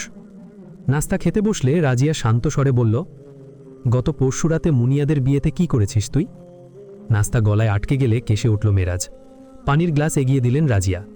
মেরাজ পানি খেয়ে বললেন, তুমি কি করে জানলে? একটু আগে স্বর্ণা এসেছিল। মেরাজ এবার চুপ মেরে গেল। মায়ের কঠিন জেদের কাছে মেরাজকে হার মানতে হলো। তাছাড়া এভাবে জীবনটাও একঘেয়ে হয়ে উঠেছে। মনটা খারাপও লাগছে, ভীষণ লজ্জাবোধ হচ্ছে। স্বর্ণা মা হতে যাচ্ছে সংবাদটা ওর জন্য বজ্রপাতের মতো ছিল। কিভাবে ক্ষমা চাবে ওর কাছে? রাজিয়া সারাটা দিন ভীষণ ব্যস্ততায় কাটালেন। বড় ভাইকে ফোন করে প্রায় 1 ঘন্টা কথা বললেন। মেরাজ আজ মায়ের কথা মতো তাড়াতাড়ি বাড়ি ফিরল। বড় মামার বাড়ি যাওয়ার আগে মাকে অভিযোগের সুরে বলল, মা, বিয়ে ঠিক করেছ ভালো কথা, তাই বলে মেয়েটাকে একবার দেখব না, এটা কেমন কথা? না দেখে বিয়ে হয় নাকি আজকাল? পছন্দ হলে আংটি পরাবো, নইলে। রাজিয়া ওর কথা পাত্তা না দিয়ে বললেন, তোর বড় মামাকে কথা দিয়ে ফেলেছি, রাতেই কাজী ডেকে বিয়ে পড়িয়ে দেব। শোন, রূপ চোখ জোড়ায়, কিন্তু গুণ মন জোড়ায়। খালি রূপ দেখলে জীবন চলবে না, রূপের সাথে গুণও চাই।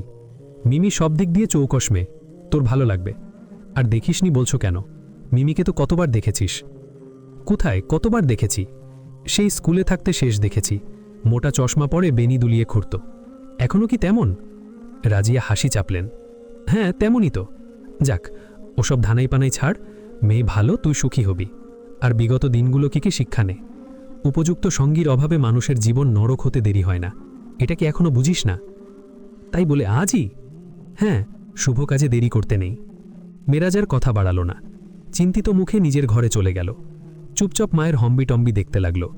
ড্রাইভারকে দিয়ে মিষ্টি আনালেন, ফোন করে ছোট খালাকে আনিয়ে নিজে মার্কেট গিয়ে কিসব নেকাকঠে করে আনলেন। সন্ধ্যের পরপরেই বড় মামার বাড়ি পৌঁছল মেরাজ। ওরাও সব আয়োজন করে রেখেছে। মাকে আড়ালে ডেকে বলল, একবার অন্তত আলাপ না করে কিন্তু আমি মতামত দেব না, বলে দিলাম। রাজিয়া ত্রস্তে ভেতরে চলে গেলেন। তার মিনিট খানেক পরেই একটা মেয়ে ঢুকল, চোখে মোটা চশমা পরে। কাঁচের পুরুত্বের জন্য মেয়েটার চোখগুলো ভালো করে দেখা যাচ্ছিল না। টাইট দুটো বেনি দুদিকে কার্টুন স্টাইলে ছড়িয়ে আছে। মেরাজ ঢক গিলল, মা শেষমেশ ওর এই সর্বনাশটা করল। মেয়েটি এসেই মেরাজের সামনে বসে পড়ল, তারপর হাত বাড়িয়ে বলল, কেমন আছেন ভাইয়া? মেরাজ জবাব দিল না। মেয়েটি ওর দিকে চুইংগাম বাড়িয়ে ধরে হাসল। দাঁতের শাড়িতে দাঁত সমান করার ক্লিপ বসানো। এ তো ভয়ঙ্কর অবস্থা। মা কি দেখে এই মেয়েকে ওর জন্য ঠিক করল? কেবল গায়ের রং আর ছিপছিপে ফিগার দেখেই মা রাজি হলো। মেয়েটি বেশ কিছু প্রশ্ন করলেও মেরাজ তেমন কোনো জবাব না দিয়ে একবার ধমকের সুরে বলল, যাও এখান থেকে, আমার আম্মুকে ডেকে নিয়ে আসো। আমাকে পছন্দ হয়েছে কিনা বললেন না তো? অবশ্য পছন্দ না হলেও উপায় নেই, বিয়ে তো আজ হবেই, আজই বাসর রাত বলে যাওয়ার সময় মেরাজের গালটা টেনে দিয়ে গেল। মেরাজের গায়ে কাঁটা দিল। এ কেমন তরে মেয়ে, বেহায়া।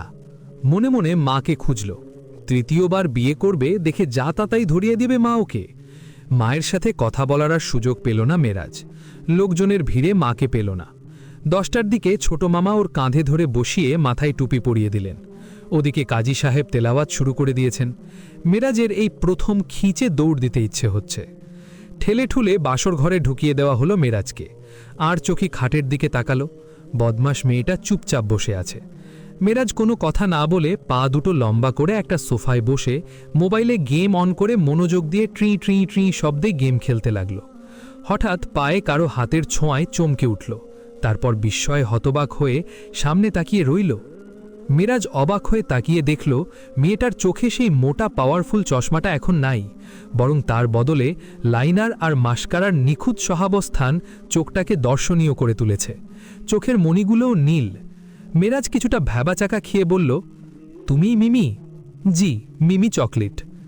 তখন ওরকম সাজে এসেছিলে আমার সামনে কেন? তখনই রিয়েল ছিলাম, বরং এখন নকল সাজে এসেছি। চোখে দেখেন না, চশমা খুলে লেন্স পড়েছি। আর ভালো পার্লার থেকে সেজে এসেছি বলে এত সুন্দর দেখাচ্ছে আমাকে। কালকে গোসল করার পর দেখবেন আমার আসল রূপ। তার মানে টানে কিছু না, যা সত্য তাই বললাম। আর আপনি নতুন বউকে একা ফেলে এখানে বসে মোবাইল গুতাচ্ছেন কেন? 10,000 টাকা দিয়ে সেজে এসেছি, কিছুই তো বললেন না। তুমি কি সব সময় এভাবে কথা বলো? কিভাবে কথা বলি? এরকম বাঁকা বাঁকা? বাঁকা লাগলে বাঁকা, আমি এমনই। এখন চলেন, শোবেন। কি বেহায়া মেয়েরে, বিড়বিড় করল মেরাজ। তোমার শোয়া তুমি শোগে, আমাকে টানছো কেন? রেগে বলল। ওল্লে লে, বেটা ছেলেদের আমার খুব চেনা আছে। কত সাধু, নাকি অন্য সমস্যা? ডাক্তার দেখাতে হবে? এই খবরদার, একদম বাজে কথা বলবে না। বাজে কথা হলো এটা? দুইটা বউ ছেড়ে চলে গেল, কি বিষয় কি? তুমি তো খুব বাজে মেয়ে দেখছি, কথা বলার আদব জানো না। ভদ্রভাবে কথা বলো। আর শোনো, ওসব সাজুগুজু করে লাভ নেই, ব্যবহার ঠিক করো। আমার 2 বউ গেছে বলেই তোমার মতো পেতনির রানীকে বিয়ে করেছি, নইলে। এই, আমার সাথে সাবধানে কথা বলবেন। আমার মাথায় কিন্তু ছিট আছে, গলা টিপে মেরেও ফেলতে পারি। আমার প্রথম জামাই তেড়িবেড়ি করেছিল, দিসি শেষ কইরা। কি বলো এসব? আমার আম্মু জানে? হ্যাঁ, ফুপি জানবে না কেন? আপনার মতো 3 নম্বরে আমি ছাড়া কোনো শেওড়া গাছের পেতনি বিয়া করবে না। মেরাজ ঢোক গিলল। আসেন, শুইতে আসেন বলে মোহনীয় ভঙ্গিতে হেঁটে গেল মিমি। চুলগুলো বেলি ফুলের মালা দিয়ে খোপা করেছে, দেখতে বেশ ভালোই লাগছে। অথচ ভয়ে মেরাজের গলা শুকিয়ে আসছে। মেয়েটা তার প্রথম স্বামীকে মার্ডার করেছে। সর্বনাশ! মা কি ভেবে এই মেয়েকে তার গলায় বিধালো? কপাল চাপড়াতে ইচ্ছে হচ্ছে মেরাজের। কিছুটা ভয় পেয়ে বিছানায় গিয়ে সুবোধ বালকের মতো শুয়ে পড়ল। হঠাৎ পেছন থেকে মেয়েটা তাকে পেঁচিয়ে ধরল। মেরাজ কিছু বলতে গিয়ে বাধা পেল। মিষ্টি ইন্টিমেটের কড়া গন্ধে এক অদ্ভুত মাদকতা ছড়িয়ে পড়ল মেরাজের মস্তিষ্কের কোষে, শিরায় উপশিরায়। সে ভুলে গেল মেয়েটা পেতনির রানী। বেশ বেলা করে ঘুম ভাঙলে দেখল মিমি ঝুঁকে ডাকছে ওকে। এতে করে ওর লম্বা ভেজা চুলগুলো মেরাজের নাকে কানে ঢুকে সুরসুরি দিচ্ছে। মেরাজ চুলগুলো সরিয়ে উঠে বসল। ধমক দিয়ে কিছু একটা বলতে যাচ্ছিল, কিন্তু কি ভেবে সামলে নিল। গত রাতের কথাটা মনে পড়ে যাচ্ছে। মেয়েটি তার প্রথম স্বামীকে মার্ডার করেছে। কি ভয়ঙ্কর! এমন দাগী আসামিকে জানলে বিয়েই করত না। মা এটা কি করল ওর? কোন জন্মের বদলা নিল? কই, ওঠেন, নাস্তা খাবেন না? 10 মিনিটে গোসল সেরে টেবিলে আসেন, আমি নিচে যাচ্ছি। অগত্যে মেরাজকে উঠতে হলো। চুপচাপ নাস্তা খেয়ে ঘরে চলে আসলো মেরাজ। মাকে কিছু কথা বলার দরকার, কিন্তু মা নাকি বাইরে গেছে। ড্রয়ার থেকে গেঞ্জি বের করছিল, হঠাৎ পেছন থেকে জড়িয়ে ধরে খিলখিল করে হেসে উঠল মিমি। জানেন, আপনাকে না একদম ক্যাবলাদের মতো লাগে, আমার বুড়ো জামাই। মানে? থমথমে গলায় বলল মেরাজ। ঘুনিয়ে থাকলে জানেন আপনাকে কি যে আজব লাগে। আমি না আপনার কিছু বিশেষ ছবি তুলেছি ওই অবস্থায়। কি? কোন অবস্থায়? দেখি ছবিগুলো। ওগুলো এখন দেখানো যাবে না, সময় মতো বের করব। আপনাকে বিশ্বাস কি, যার কাছে মেয়েরা খেলনা? তো আমি যখন এত খারাপ, তো বিয়েতে রাজি হলে কেন? আমি তো সেধে তোমাকে বিয়ে করিনি। ফুপি অনেক করে সেধেছে বলেই আমি রাজি হয়েছি, আমিও নিজে সেধে বিয়ে করিনি। কি ফুটুনি! এই শরত, ছাড়ো আমাকে। মিমি সরে দাঁড়িয়ে 2 হাত উপরে তুলে গা মুচড়ে আড়মোড়া ভাঙল, আর তাতে ওর শরীরের বাঁকগুলো স্পষ্ট হয়ে উঠল। মিমি মেরাজের মুখে ঠোনা মেরে বলল, হাঁ করে তাকিয়ে কি দেখেন? মুখ বন্ধ করেন, মাছি ঢুকে যাবে, বলে খোপা বাঁধতে বাঁধতে বেরিয়ে গেল মিমি। মেরাজ ধপ করে বিছানায় বসে পড়ল। এ কি নতুন যন্ত্রণা! মেয়েটা এমন ভয়ঙ্কর কেন? দেখতে তো ভালোই লাগে, কিন্তু কথা শুনলে ভয় লাগে। আবার নিজেই বলে মাথায় ছিট আছে। এ কি সমস্যায় পড়ল? ডাক্তার আপার কথা মেনে চলতে হচ্ছে সোয়ার্ণাকে। প্রতিদিনই আলিফ জিজ্ঞাসা করবে ঔষধ খেয়েছে কিনা, খাওয়া দাওয়া ঠিকমতো করেছে কিনা।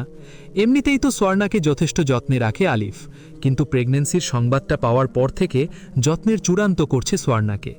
সোয়ার্ণাকে রীতিমতো জোর করেই ঘরের কাজগুলো করতে হয়। আলিফ বাধা দিলে বলে, আরে কাজ করলে তো ভালো, বসে থাকা তো ভালো না। আপনি এত অস্থির হবেন না তো, আমাকে কাজ করতে দিন। গত কয়েক মাসের মধ্যে সোয়ার্ণার শরীর অনেকটা ভারী হয়েছে, নড়াচড়াতেও এসেছে স্থবিরতা। তবে সোয়ার্ণা আগের চেয়ে অনেকটা স্বচ্ছন্দ বোধ করে এখন।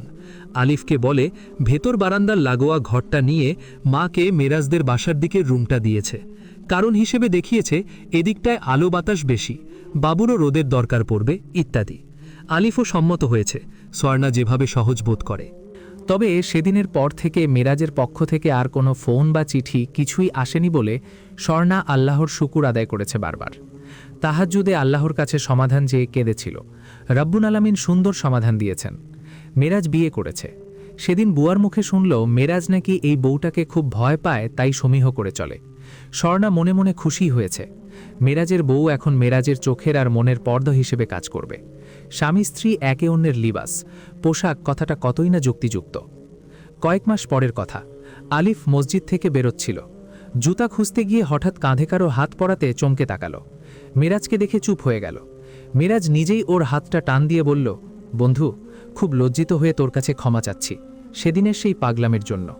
আসলে শয়তানে ধরেছিল রে, মাফ করে দিস দোস্ত।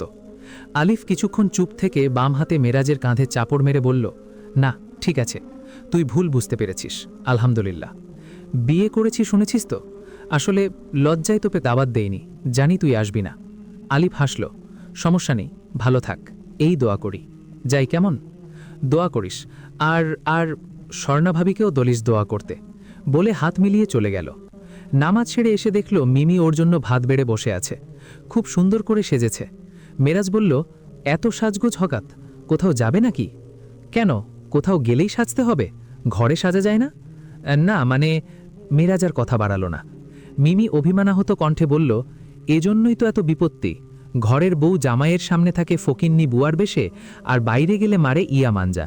তখন রাস্তার বেটারা ঘরের বউ রেখে পরের বউ দেখে, কারণ ঘরের বউ তো কাজের বুয়ার বেশে থাকে। বুঝেছি, পাকনামি রেখে এবার চা করে দাও। জি দিচ্ছি।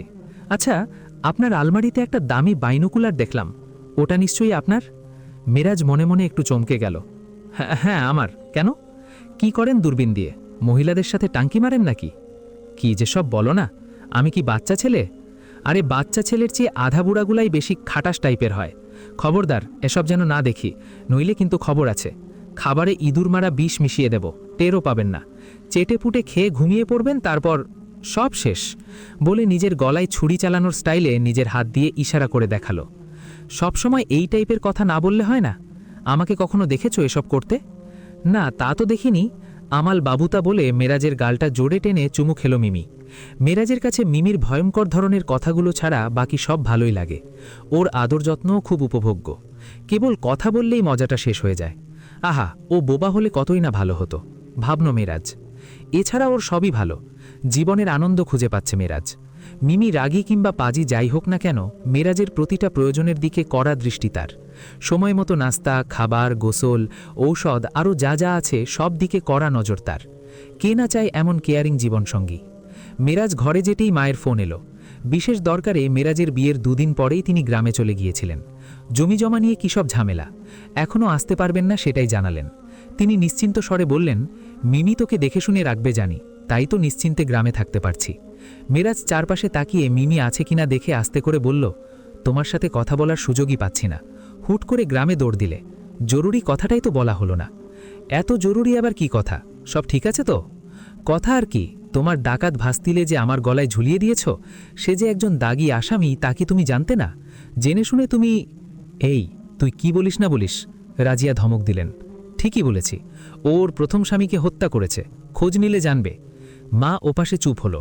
মেরাজ হ্যালো হ্যালো করলে মা বলল, আমি বুঝতে পারছি না তোর কানে এসব কথা কে লাগালো। আরে ওর তো বিয়েই হয়নি, তোর স্বামীকে মারবে মানে? ও হ্যাঁ বুঝেছি। হ্যাঁ এটা ঠিক যে ওর এক জায়গায় বিয়ে ঠিক হয়েছিল, আংটিও বদল হয়েছিল। তারপর একদিনও ওই ছেলেটাকে কোনো মেয়ের সাথে দেখে ফেলে খুব স্যান্ডেল পেটা করেছিল, ব্যাস। তারপর বিয়ে ভেঙে যায়। খুন করার খবর তুই কই পেলি? মেরাজের বিস্ময় সপ্তমে চড়ল। ও অবিবাহিতা? মা তুমি ঠিক জানো? হ্যাঁ, আমার ভাতিজি আর আমি জানবো না? তুই কারো কথায় কান দিস না বাপ, মেয়েটা চঞ্চল কিন্তু খুব ভালো রে। ও আচ্ছা মা রাখি, মেরাজ বলল। মেরাজ ফোন রেখে হতভম্ব হয়ে বসে রইল কিছুক্ষণ। তখনই মিমি চায়ের কাপ হাতে ঘরে ঢুকল। গেটের সামনে দাঁড়িয়ে নক করল। আসতে পারি স্যার? মেরাজ তাকিয়ে রইল।